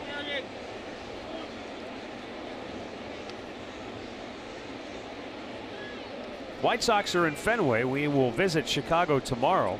They lead the Red Sox 2-1. They're in the 5th inning. How about that? Thing of beauty inside the bag at third. That's going to send Lonnie Chisenhall all the way to third. And the Milkman will go to second. Sliding head first. And the ball gets away. He catches a break. He'll be safe there. I think he was going to be out, but Nico Goodrum could not hold the throw. Well, you're right. It was right off the end of the bat, and it goes squibs down the third baseline. He continues to hustle. Chisenhall gets to third, and on the throw to second, I agree with you. It looked like it might have beaten him, but he never had the baseball. Oh no, he would have been safe. Yes, he would have. He got the hand in on the backside of the bag. Second and third, another golden opportunity for the Indians offense to add on to a 3-1 lead with the infield playing in now for Perez. Roberto Perez 0 for 2. Takes, it's a little high, ball 1.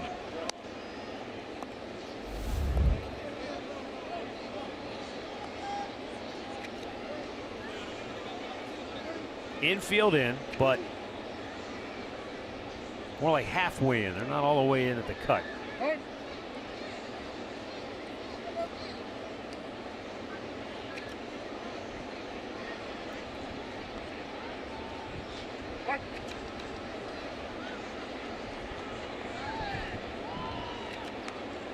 Listen, that bat that could help Perez's psyche a little bit.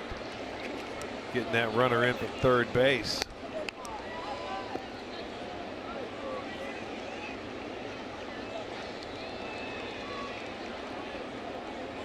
The table is set. Now it's just a matter of believing you can get it done.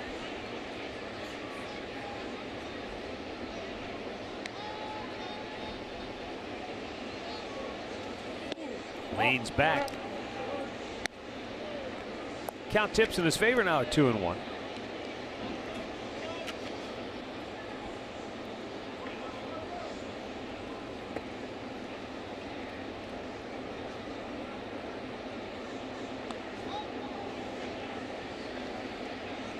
And it hit him on the hand.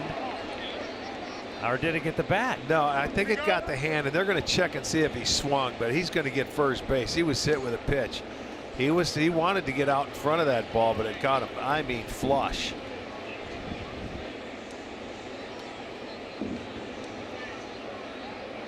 That's his throwing hand too. If he got him on the hand or the wrist. Well, you can see right there, JD's out there along with Tito. It must have got him on the hand. Look at right on the wrist. I think that was Tito signaling to somebody to get ready to run, because he may not be able to continue. Well, would Gomes go right in for him straight up? You would think so, right? Yeah. See, it looked like it caught him on the wrist right there. Didn't feel good. Now, do we have a challenge here? Well, they may be challenging to see if it hit the bat or something. That'd be my only guess. Well, take a look at it. Wow, that's solid. That, I don't know. That didn't sound like it hit the bat. Oh, that hit him square on the hand. Square, you can right see there on the wrist. Right there hand. on the right-hand side. Wow. No question. That cannot feel good. Oh, it knocked his hand off the bat. Yeah, it sure did. Caught him on the. And he didn't swing at it, so. the Tigers did challenge this for whatever reason. They probably figure it's late enough in the game to why not maybe roll the dice. Well, Perez is going to stay in there, so he's going to go to first. It's going to be sore. So the challenge has already been overruled. It did hit him flush. And so the bases are loaded with 1 out. Tigers do not have any challenges now for the rest of the game, though they can go to the umpires in the 8th inning and ask for a crew chief review.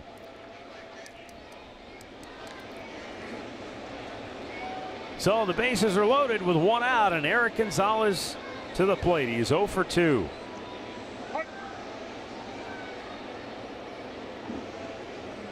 So far this inning, Verhagen, 18 pitches, 9 balls, 9 strikes. We showed you he has a lot of walks for his 13 innings, 9 walks. Now he hit a batter. That's not a really good at bat there, or approach first pitch, breaking ball off the plate. This is a guy that's struggling to throw strikes.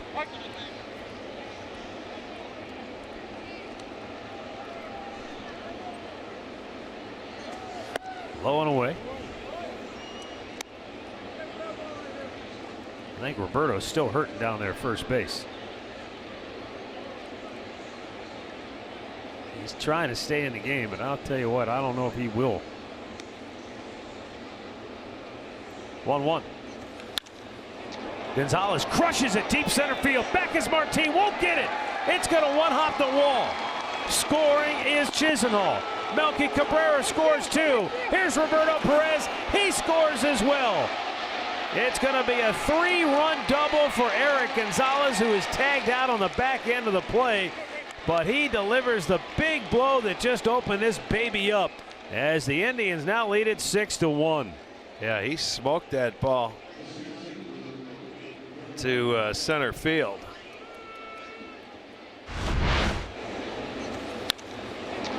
Hit it right on the barrel. Going to be our hearing sounds of the game. Crack straight away center field, and that drives in all 3 runs. So that was the hit they were looking for. Tell you what, give Roberto Perez some credit there. Hurt hand and all, he had to hammer down running as hard as he possibly could, and he gets home for the 3rd run on that poke by Gonzalez.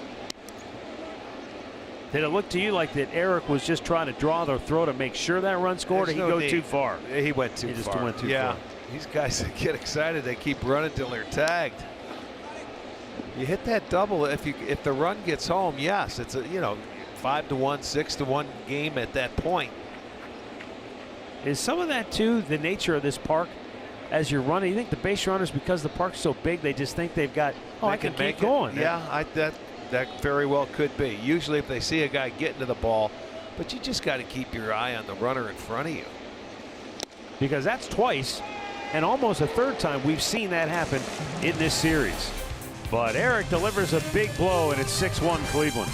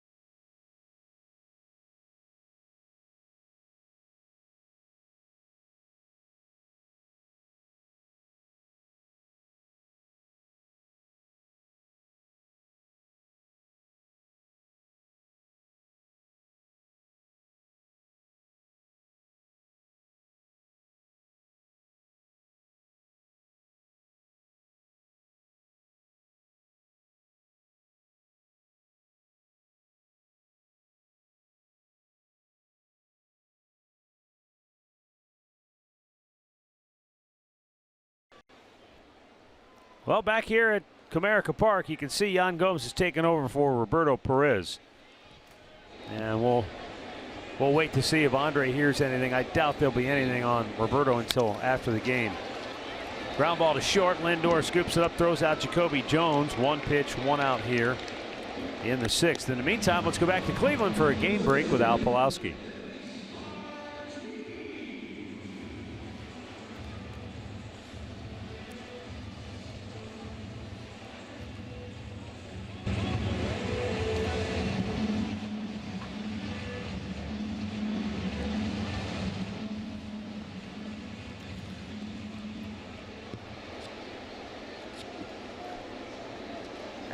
Al, you shouldn't have said that. You should not have said that. Archie's in tears now. That's his guy, Stan the Man. Nobody passes Stan the Man. Well, I'll tell you what, if you do, you are the man yourself. That's outstanding impressive career for him. Congratulations. Yeah. You pass a man like that, you're doing something special. Leonis Martin 0 for 2. Ground out, RBI his last time up in the 3rd.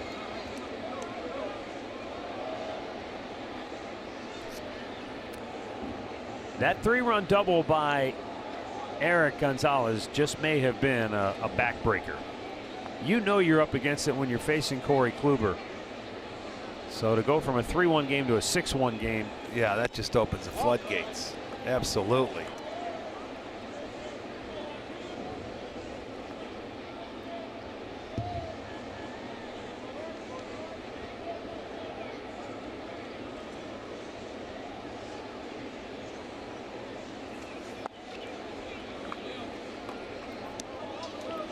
'71 in a row and they score 4 or more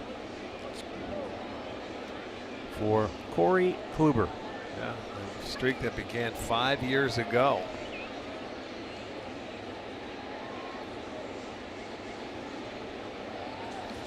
Fouled back.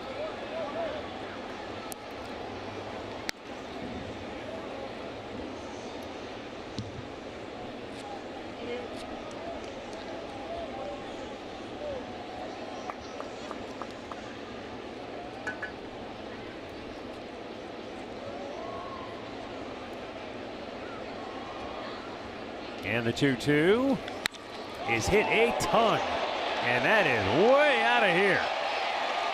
Man, Leonis Martin with his 9th home run of the year extends his hitting streak to 5 in a row, and that ball was right. Well, that's just everything flowing in the right direction. He got it, and he hit it a long way. That's number 9 for Martin. That makes it a 6-2 game. Watch him get on top of his high fastball. Boom. 93 up at the top of the zone, and boy, for left-handers to hit that pitch, that's impressive. Been almost a month since Kluber last allowed a home run. You have to go back to May 19th.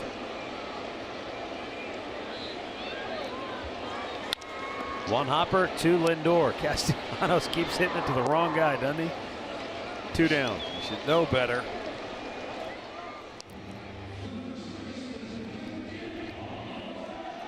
It's going to bring out Miguel Cabrera. And he is 0 for 2 on the day. His last time up, though, he was robbed of a hit by Lindor, who made a sensational play in the hole between 3rd and short. A sensational play looked casual. Yeah. He does have a way of making it look easy. The great ones usually do. Yeah, you're right.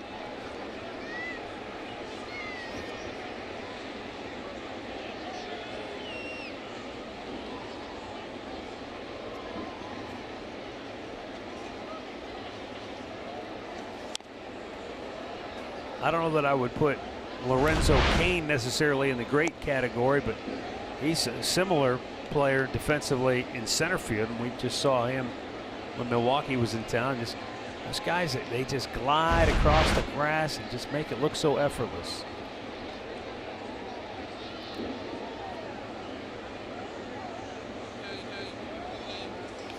Weekly tap to short. 1-2 2. Well, the inning is over on the ground out to Lindor, but Leonis Martin with the home run has the Tigers within 4.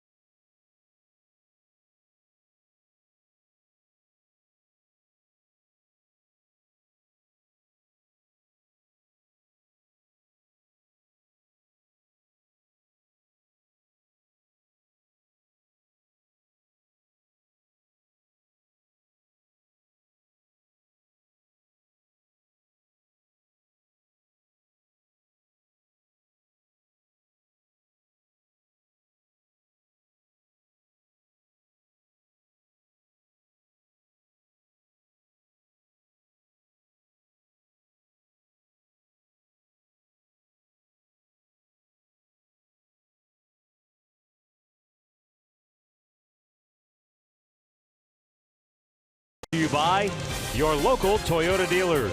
Visit buyatoyota.com. Toyota, let's go places. And by the injury lawyers at Elk & Elk. Proud partners of the Cleveland Indians. Call 1-800-ELK, Ohio. 6-2, Indians lead it, and we roll to the 7th inning. Cloudy and gray all day long here in Detroit. It was foggy at the outset.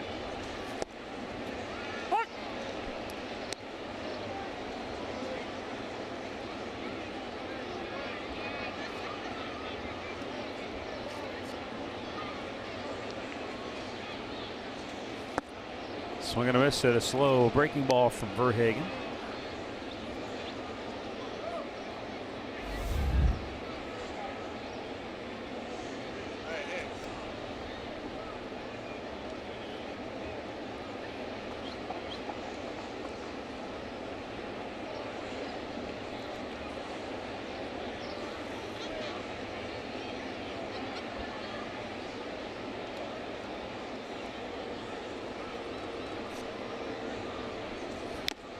Swing and a miss. 1 down.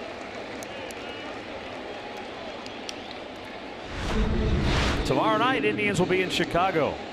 Carlos Carrasco will go for the Tribe. Lucas Giolito going for the White Sox. Our coverage begins with Indians Live at 7:30. First pitch just after 8 on Sports Time Ohio and streaming on Fox Sports Go.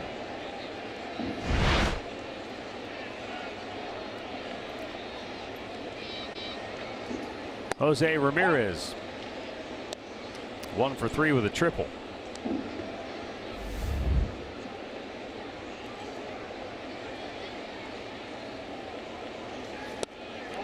White Sox lead the Red Sox 3-1. Bottom of the 6th at Fenway. They checked and the third base umpire says yes you went, and he threw his hand up. I've yet to see a player check a swing, then they appeal, and the guy says, yeah, you went too far, and he said, yes, I did. You were right. Not once have I seen a player do that.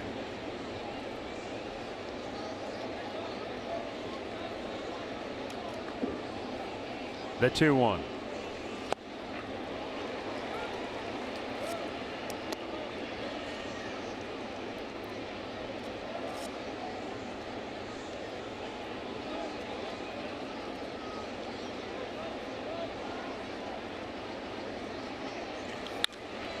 High and fairly deep to right. A long run over into the corner. And a catch by Castellanos. 2 down. Indians have stolen 3 bases on the day. Francisco Lindor got the first 2. Yes, he did. Second one was a really nice job of pulling the hand back. Yeah, the slide. That's what got him in there. Then Allen got down there, 3.64 seconds.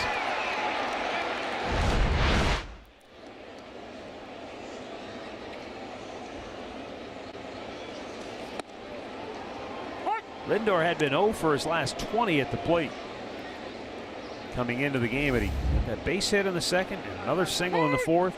2 stolen bases. He scored 2 runs.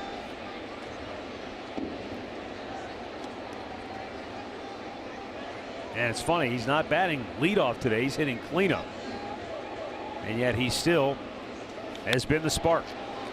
Driven to deep right. Back goes Castellanos. Won't get it. It's over his head and it skips by him. Martin on the backup. Can't get it to second base in time, and Lindor has his 3rd hit of the game. That is his 21st double of the year. Yeah, and his 8th 3-hit game of the year. So, you know, once he gets it rolling, man, he doesn't quit. He gets the breaking ball, smoked the line drive off the wall.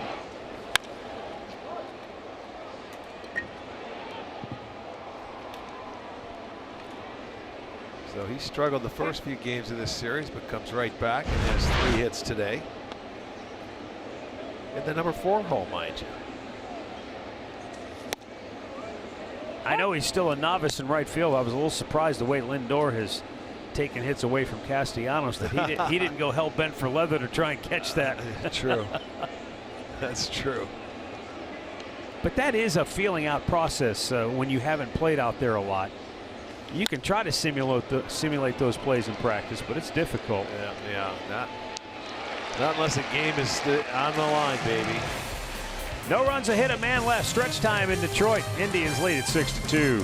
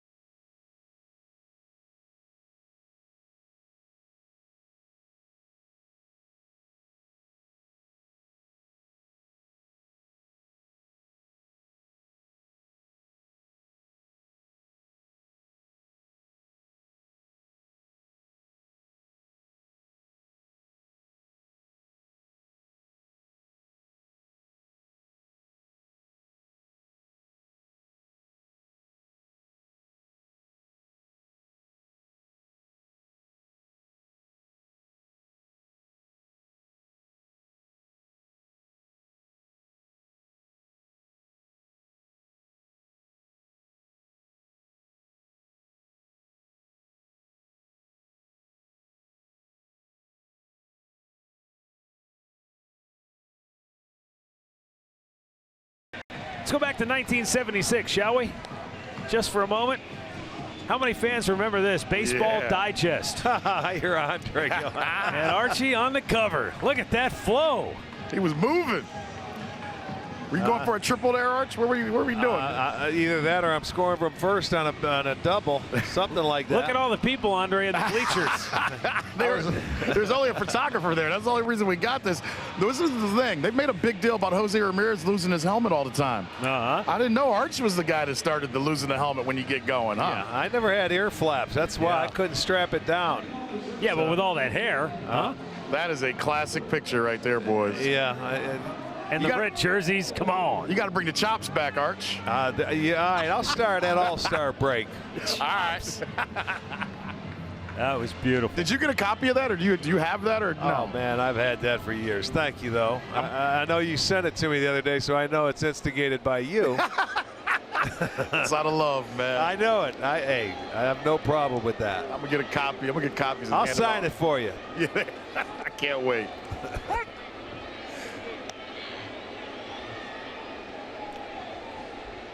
There are a lot of kids, though, a lot of them my age, a little bit older maybe, and you a ain't little bit kid, younger. My friend. At the time we were kids.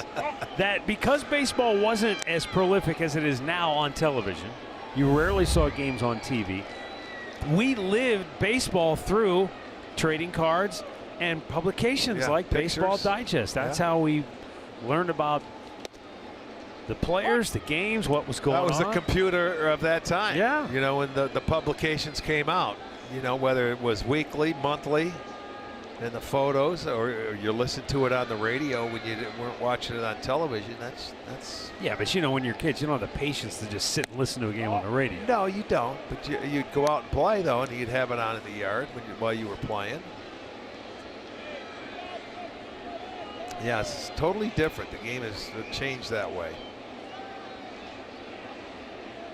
Now you see every game on television. It doesn't matter where. Corey Kluber with his 6th strikeout of the afternoon. One down here in the 7th inning. And to a degree, and I know you agree with me to a certain level on this point, and that is it is a little more difficult for these players today because they can't hide from any mistake, any miscue, any gaffe whatsoever.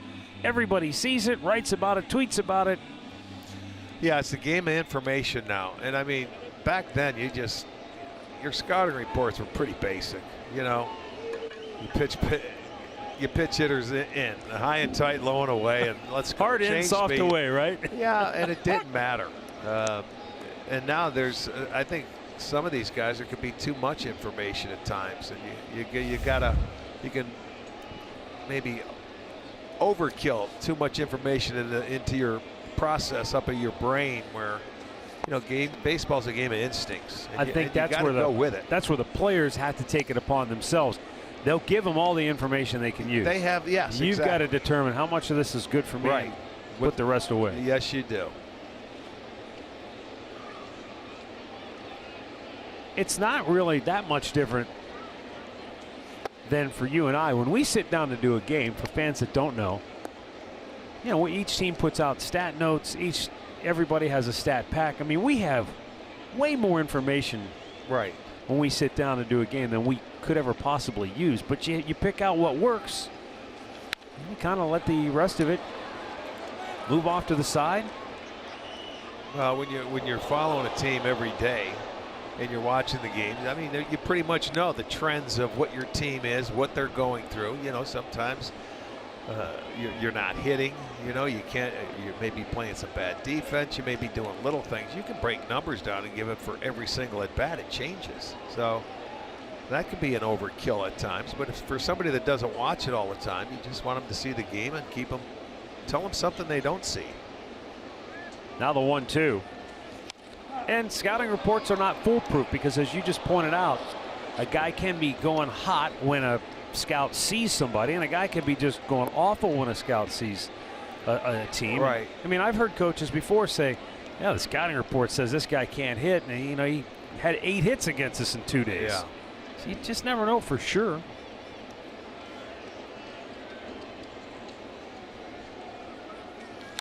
Foul back. Again, we've also go out there and see guys in our own division. Okay, they may be struggling, but they've always had good numbers against the Indians, and they come in and they continue to hit good. Why is that? We don't know why it is, but you see that same uniform, and for whatever reason, have a lot more confidence or they come out of their shell. And the same with an Indians player. They could go to a town where they're struggling and they have a team that they like to play against. Eric Gonzalez, long throw. One hops it to Alonso. Now I'm going to guess that was not intended. That might have slipped out of his hand. But it was a one hop there for the out. You know, just the routine play. Look at oopsie spike. One hop to the ground.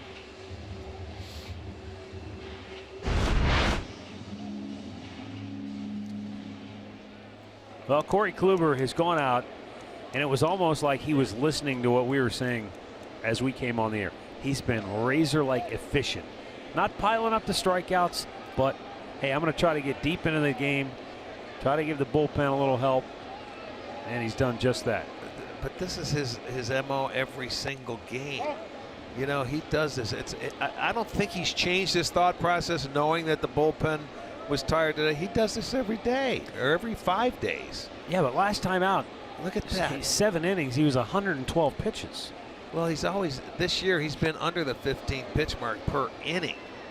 You know, so here he is at 85. He's got a chance to get out of this inning under 90, so you know he's going to go to the 8th.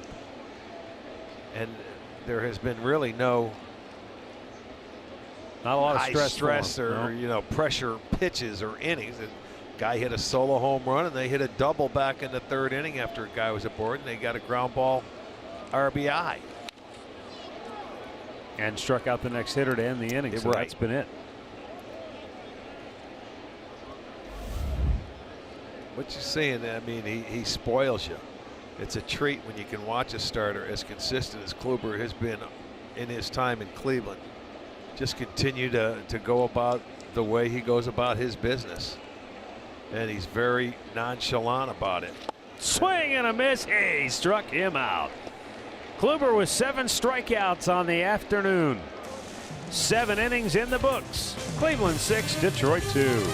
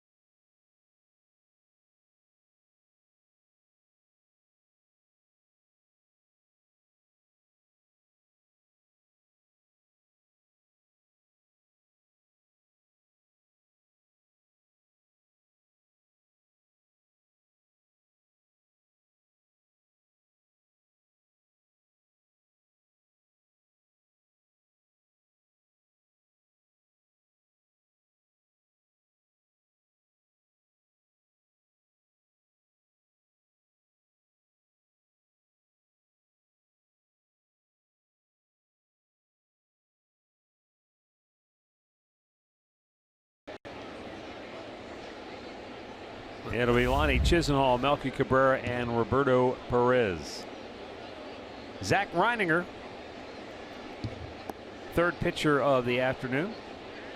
Drew Verhagen went 2 innings and allowed 3 runs on 4 hits.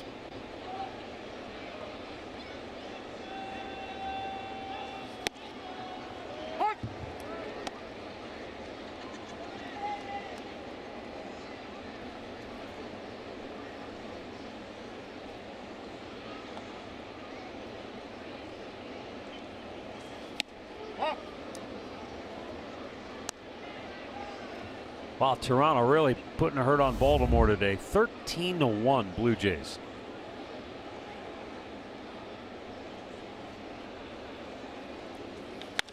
Lonnie Chisenhall with a line to the right. Going to skip by Castellanos and go all the way to the wall.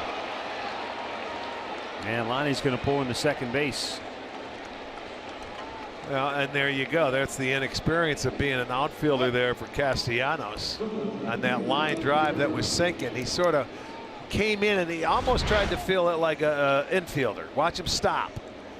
On that situation, as an outfielder, you got to continue to run through the ball, and if you don't catch it, try and block it and keep it in front of you. See, he stopped and tried to field it. You got to continue to go in. The grass is a little moist. He slips, but it'll go as a double. No, they're going to give him a single and an E9. Single, 1-1, up and down.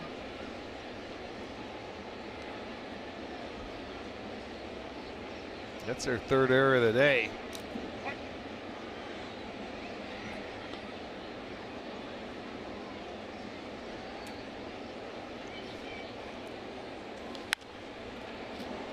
Pop back into the seats. Melky Cabrera's had a good day swinging the bat.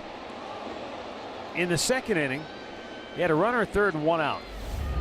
And he sent a fly ball to center field, plenty deep enough to get the run home. Fourth inning, same situation. He did it again. Then he doubled and scored in the sixth inning on a ball that he barely hit. He just squibbed it down the third baseline. But it worked out upstairs. But I was more impressed with the at-bats in the second and fourth innings, because you know, you're trying to accomplish something. Get a pitch to elevate, drive it, and he did it both times. And you know, we've seen at times that's a struggle to get that run home from third. He's 7 for 7 this year doing it for the Indians. He came in 2 for 2 today.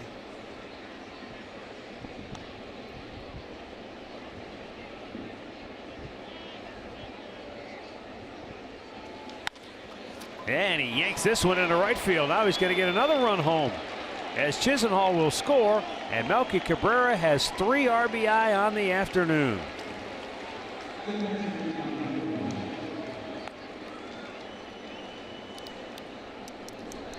He picked down a breaking ball down that he's going to pull in the hole.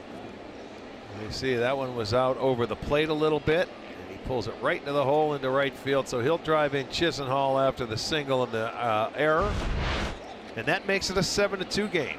12 hits now for the Tribe.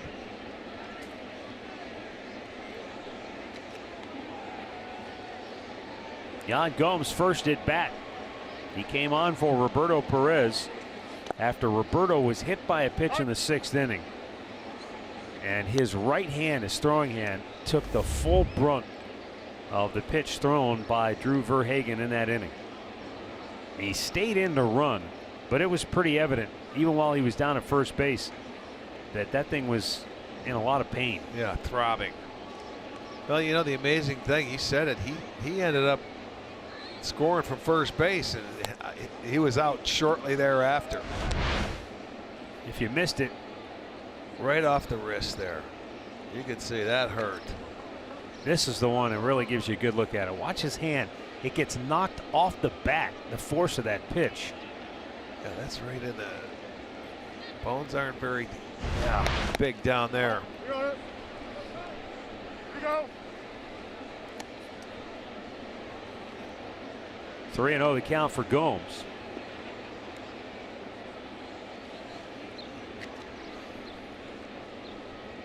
You almost have to figure that's going to be an X-ray. Get it X-rayed. Absolutely, if it's not already done.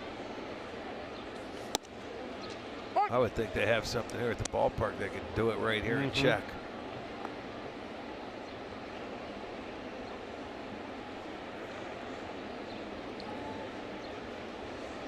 Now, let's hope it's not serious, but if it is.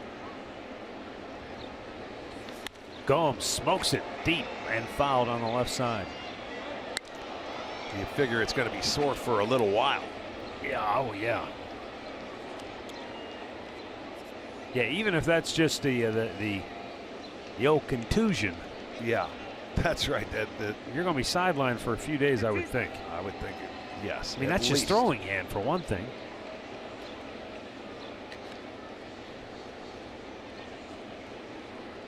3-2 count.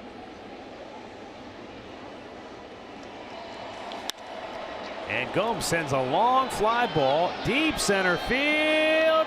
Goodbye! Yan Gomes with a 2-run homer. It's a 3-run eighth for the Indians, and it's now 9-2.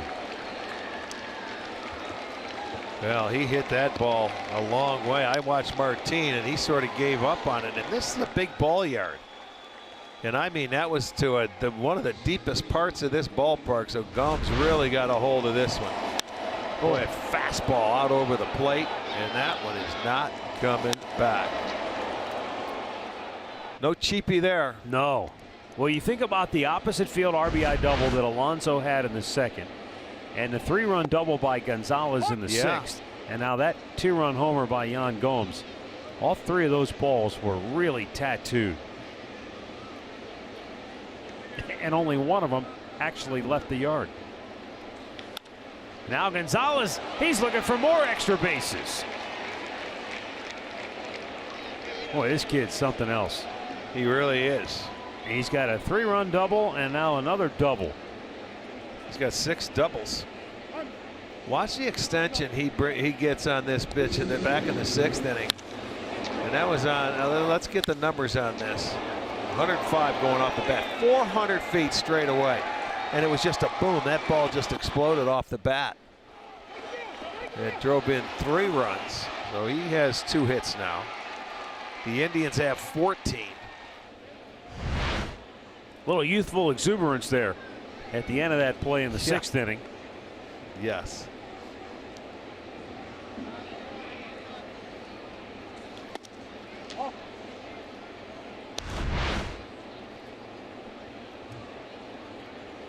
Little breaking ball down the line at third. Back-to-back doubles.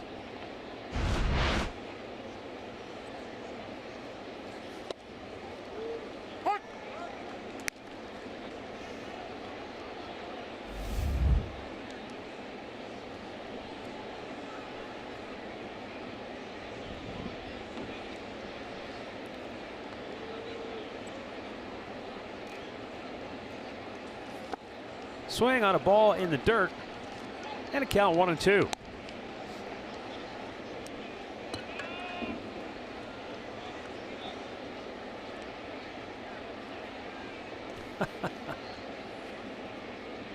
So this is interesting. Wait till the 1-2 pitch here. First to Allen. 8 of the 9 Indians. I shouldn't say that because Roberto Perez is out now. So 8 of the 10 Indians players who have played today have at least 1 hit. Roberto Perez was hit by a pitch but didn't get a hit. The only other guy that hasn't hit today is Michael Brantley. Of all people in the lineup without a hit, he'd be the last guy you'd guess. He never got the invitation to the party.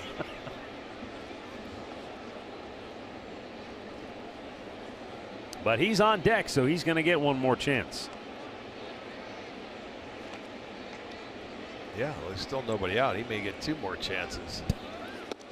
Strike 3 called. Greg Allen is the first out in the inning. Right now, we pause for a message from Circle K. Polar Pop Cup, just 79 cents every day, only at Circle K.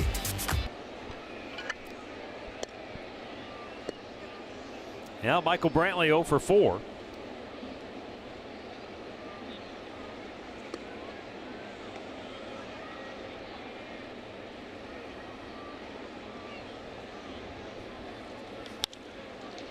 Shoots it foul the other way.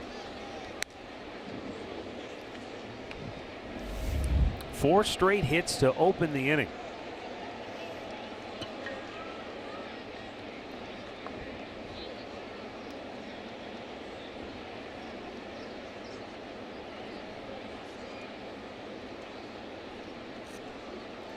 Three runs in, and another runner out there in scoring position now for Michael Brantley, who takes the ball up high, and it's 1-1.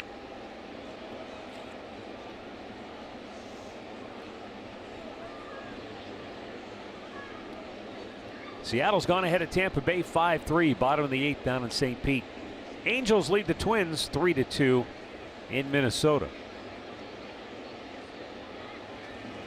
And Brantley takes that breaking ball. 2-1.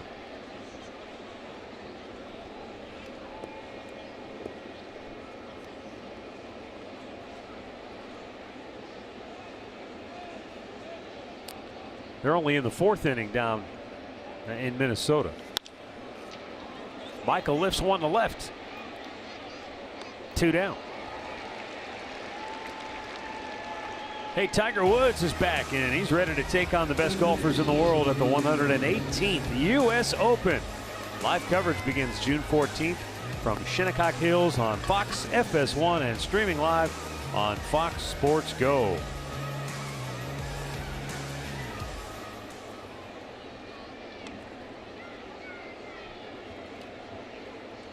Always a challenging weekend of golf. You don't expect to see a lot of big numbers at the U.S. Open.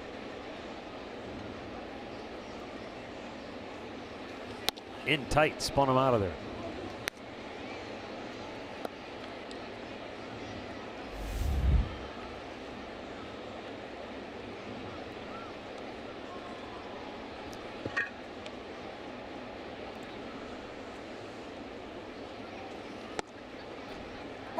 There's a strike to even the count.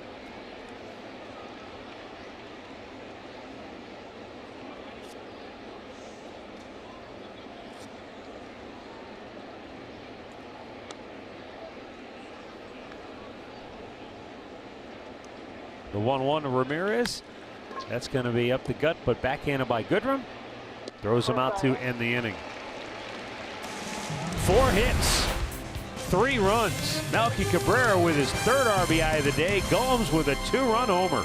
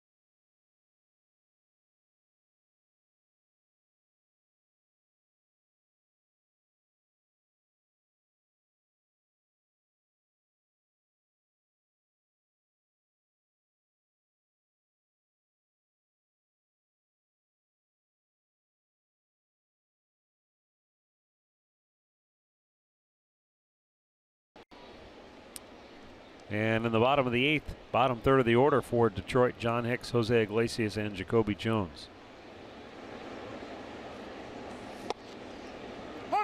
By the way, in that game in which Toronto's beating Baltimore now 13-2 in the 7th inning, Curtis Granderson, one-time Tiger, has driven in 6 runs for the Blue Jays. Still going strong at what, 36?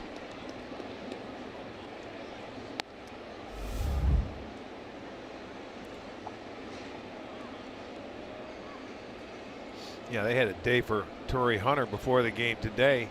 I would expect to see one for Curtis Granderson when it's all said and done and he's done playing. Yeah.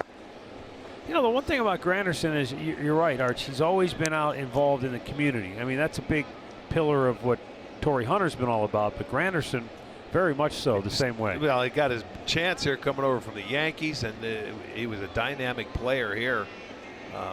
You know, with hitting the doubles, the triples, the homers, everything. He's been a good player here for a long time. John Hicks has 2 hits off Corey Kluber today, and they're carbon copies of each other. Just taking it the other way, splitting the hole between first and second base. Both times leading off the inning. Back in the third now here in the 8th.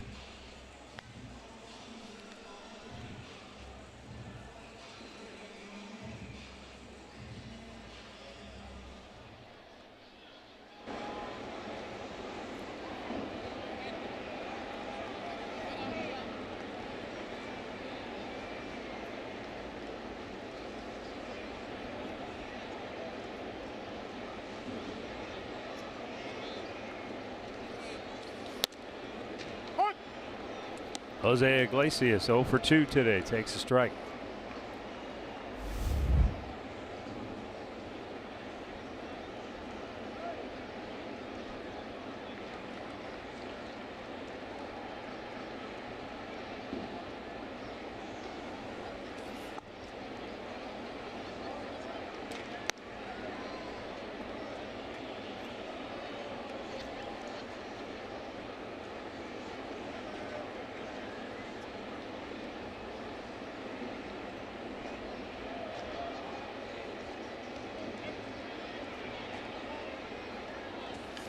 To third, Ramirez bobbled it, can't come up with it. Everybody's safe.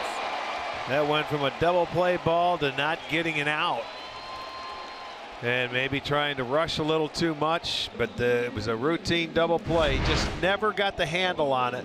See him go down, never caught it cleanly, went into the glove off the hand, and once it fell to the ground, he was not going to get an out anywhere, so there'll be an error on Ramirez.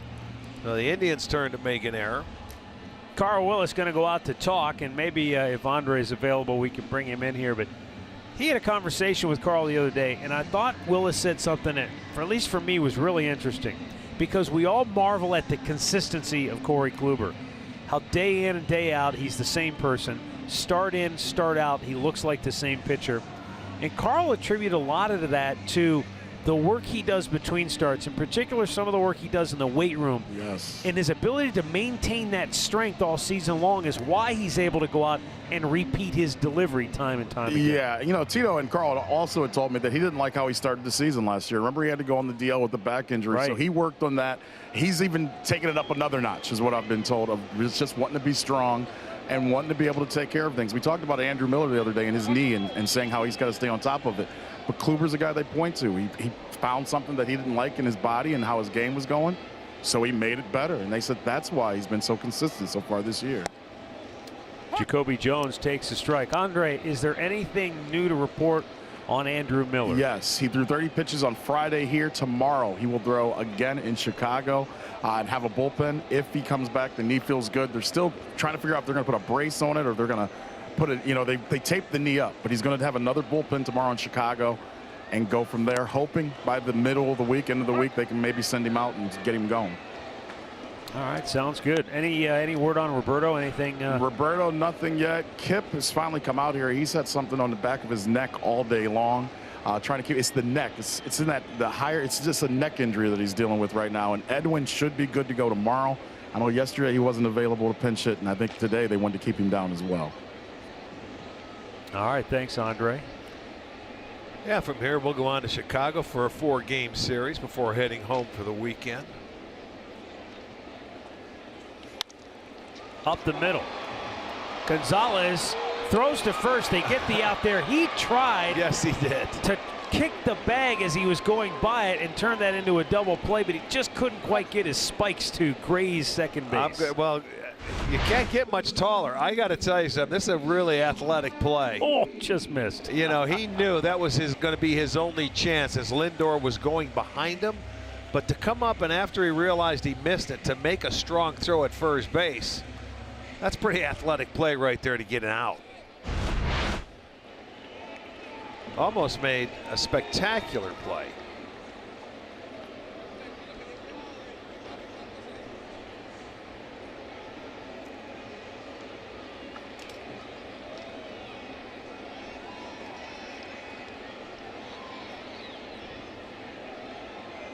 Top of the order, Leonis Martin, who took Kluber deep back in the 6th inning.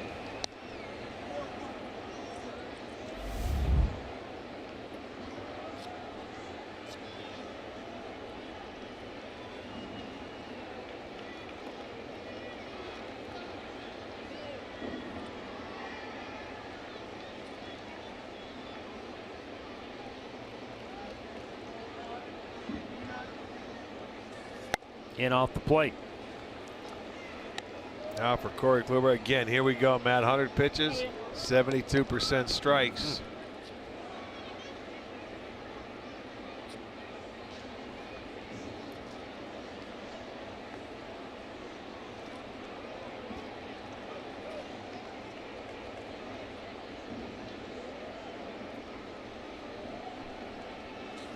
Pitch outside.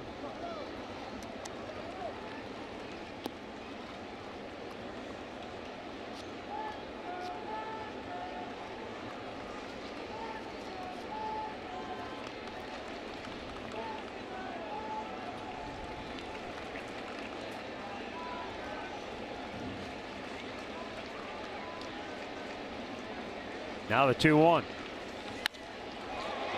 Deep and foul.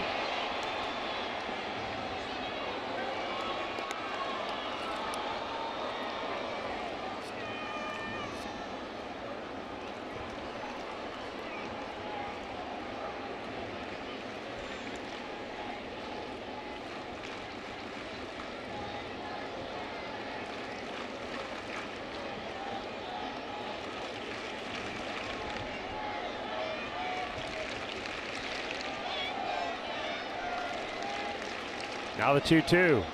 Up and away.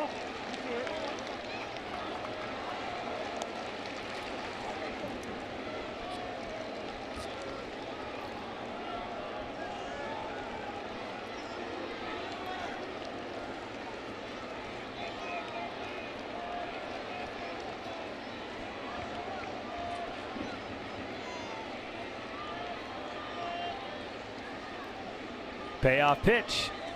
Struck him out looking. Fastball away, and that's 8 strikeouts on the afternoon for Corey Kluber. Well, look at him come back with that 3-2. Boy, that was either a hard cut fastball right on the outside edge to get him and lock him up. So we have 2 outs now.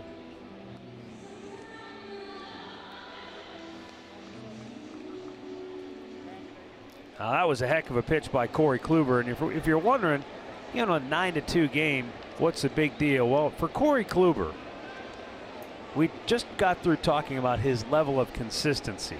And those 2 runners out there at second and third represent something, at least for Corey Kluber, that is very important. He has gone 25 consecutive starts without allowing more than 3 runs in a game. And if that guy at second base gets home, that would be the first time since July 29th of a year ago that he's allowed 4 runs in a game. High fly ball. That's hit pretty well. Deep left. Back is Cabrera on the track. Makes the catch. Corey Kluber says, no, you will not come home and score. 8 innings in the books. 9-2 Cleveland.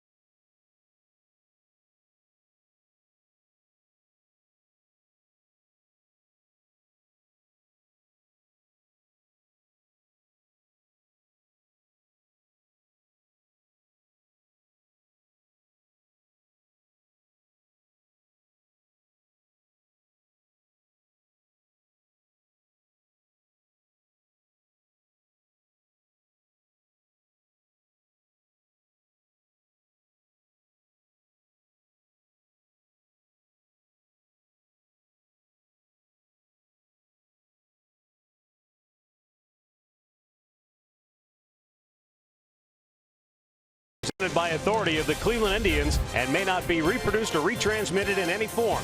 And the accounts and descriptions of this game may not be disseminated without the express written consent of the Cleveland Indians. 9-2, Indians on top. And here in the ninth inning, Detroit's fourth pitcher of the afternoon will be Buck Farmer.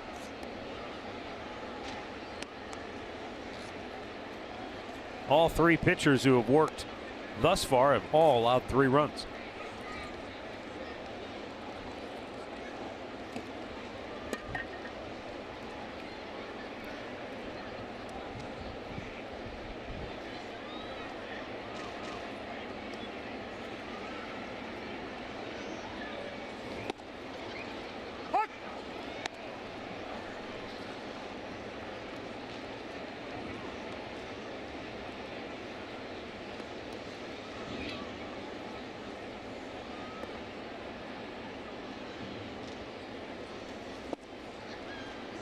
Francisco Lindor, 3 hits on the afternoon.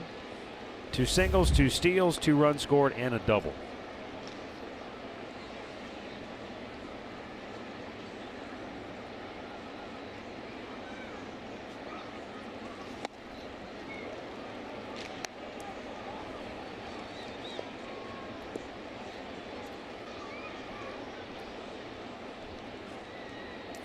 Lindor with 10 3-hit games. There you see Castellanos' name up there. Gene Segura leading the way.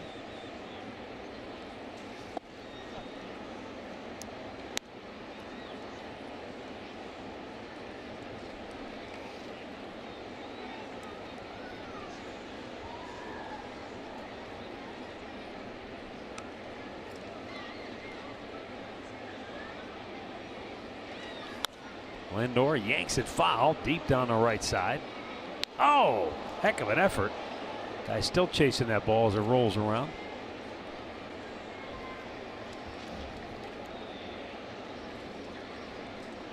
Indians fan getting after that foul ball, but I'll tell you what, he almost came up with it on the initial effort. And he's a long ways away from that thing too, so.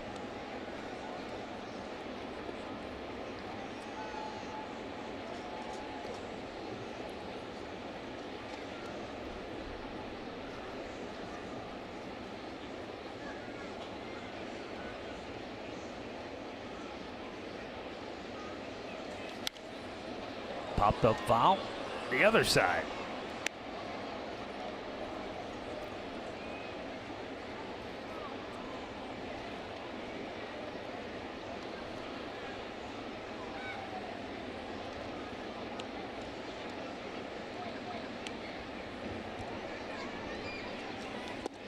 Missed outside, full count.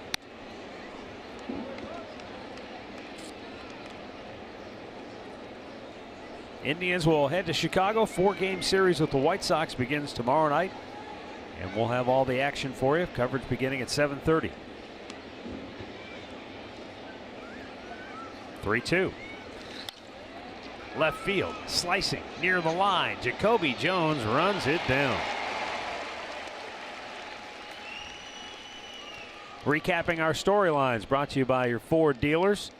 Artie Lewicki's 3rd career start. He went 5, only allowed 3 runs, kept his team in the game up until that point, but the Indians got to the bullpen today. And Kluber after a loss, Kluber after a win, Kluber period. He's good.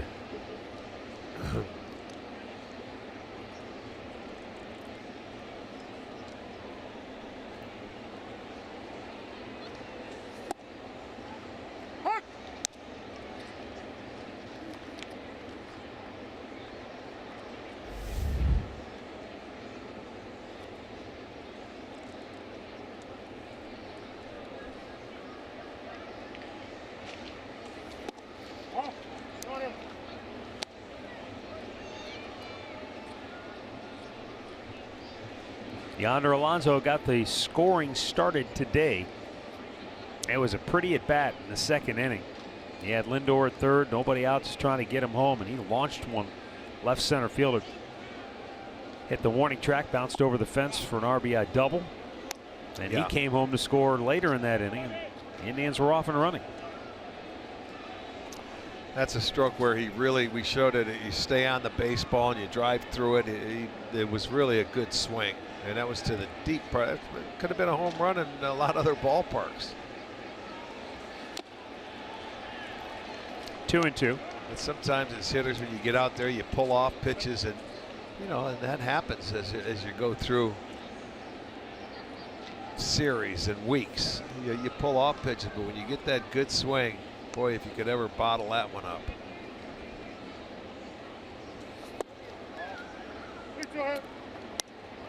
Pitch is low, full count.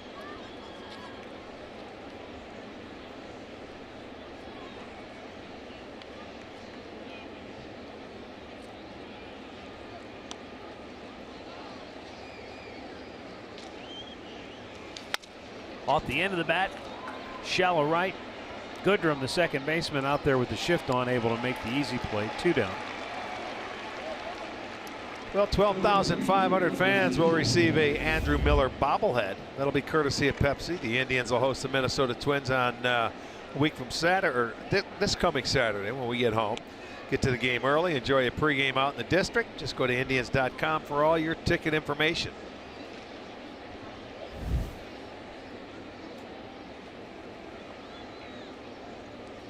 Lonnie Chisenhall has 3 hits today and has scored 2 runs. He was 3 for 16 since coming off the DL. So to have a day like today where you get 3 knocks, score a couple of runs, has to go a long way for him, trying to work his way back into it.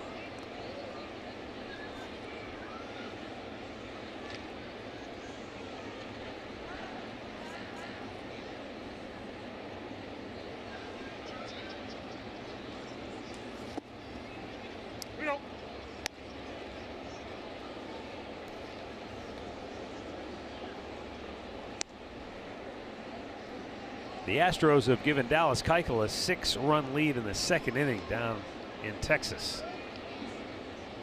Rangers talk about an uphill battle. They got their hands full in that one.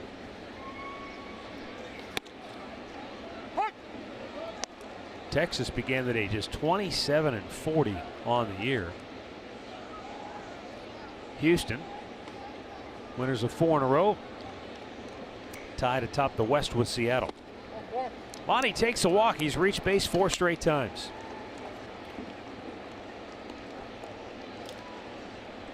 Ten balls, 10 strikes for Buck Farmer. And Melky Cabrera to the plate. Like Lonnie, he's had a great day at the dish. 2 sac flies in his first 2 trips, then a double and a run scored in the 6th, and an RBI single and another run scored in the 8th.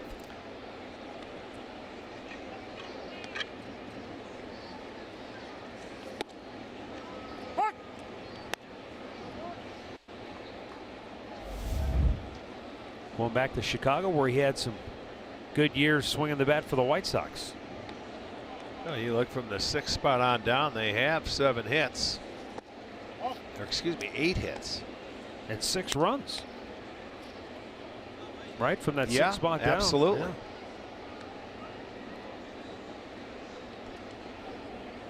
Eight ribbies too.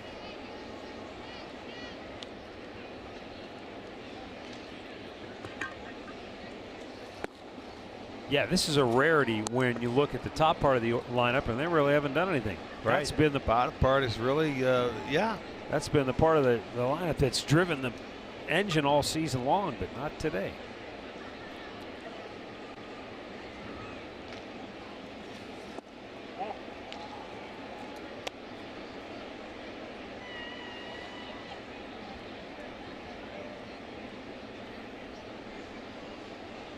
Twelve balls, 12 strikes.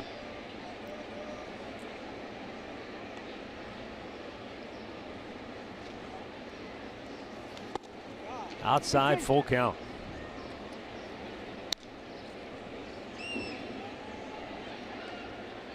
Buck Farmer trying to become the only Tigers pitcher to not allow a run today. But by nibbling here, he's not doing himself any favors. No, he is not.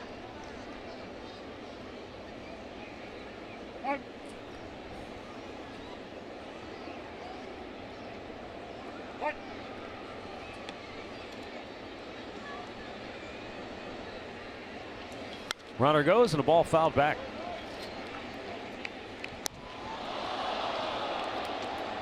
$22,862 here at Comerica today, and many of them Indians fans.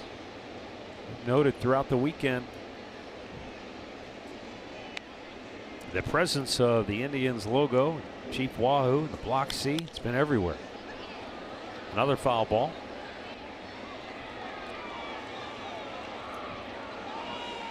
You know, we said it for years. This has been a rivalry that it took a while to really get it started, because when they first got the new ballparks, the Indians were sort of up, the Tigers were down, then the Tigers got hot and the Indians were down. You've had some pretty good battles over the years. It's a good rivalry when both teams are winning. Yeah, especially because of the geography of the thing. Right. Just so close together. 9-2 Indians. Bottom of the ninth coming up.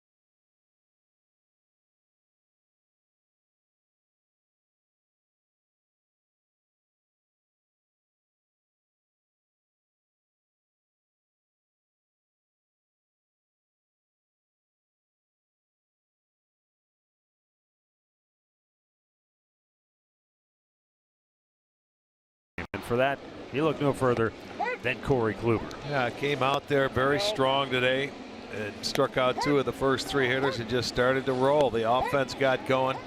He was totally in command today. Another game he did not walk a hitter. He struck out 8, did not walk anybody, gave up 1 solo home run, but in control, just 5 hits on the afternoon. So he's looking for his 10th win. 3 outs away from getting it.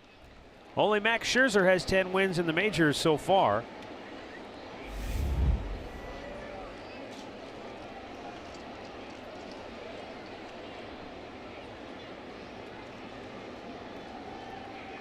Josh Tomlin out of the bullpen to pitch the 9th.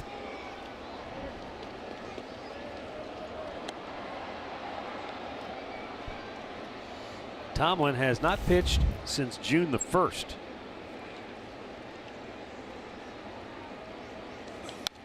And that is, of course, when you have a guy in the bullpen who's in that long relief role. This is what happens when you have good starting pitching. There's just not many opportunities to get him into a game. Miguel Cabrera goes down swinging. Tomlin strikes him out 1 away.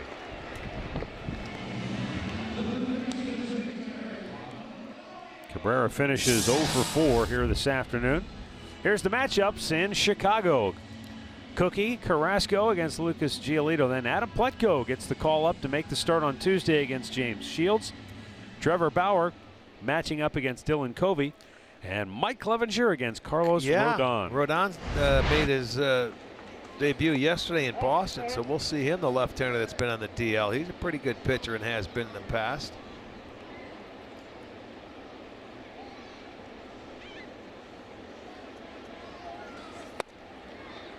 And you know the other thing too, Arch, White Sox are having a bad year, 21-41. Yeah. But they've been competitive in every game in that Red Sox yeah, series. they played them noticed. tough. Yes, they have. They certainly have. They're leading it today 3-2 going into the ninth, I believe. Yep.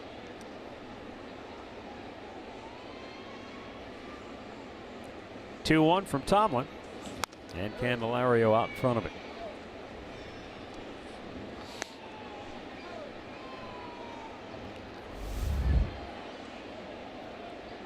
Twins have gone ahead of the Angels 4-3. They're still only in the fifth, though, at Target Field. Seattle trying to close out Tampa Bay. They're up 5-4 in the ninth. Strike three called. Josh Tomlin, back-to-back strikeouts here in the ninth. You're going to see him go down in there with a little cutter. Boom, right there, down and in.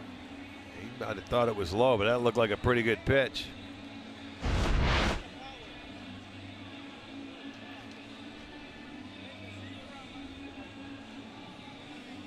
And it will bring up Victor Martinez, who is 0 for 3 this afternoon, 3 for 10 in the series. Swings at the first pitch. Lindor will scoop it up and throw him out. The Indians take 2 out of 3. They win the finale here today by a final score of 9-2. They'll stay on top in the AL Central. Indians record now 34-29. They move 5 games ahead of Detroit in the standings as the Tigers slip to 31-36. Winning pitcher Corey Kluber, he is now 10-2. The loss to Artie Lewicki, who is now 0-2. 2 hours and 50 minutes, the time of the game. And this was just another gem by Corey Kluber. And the offense kind of broke loose today after those first 2 games. Runs were tough to come by. Yeah, they were. That was really a well-pitched series for the most part, other than the day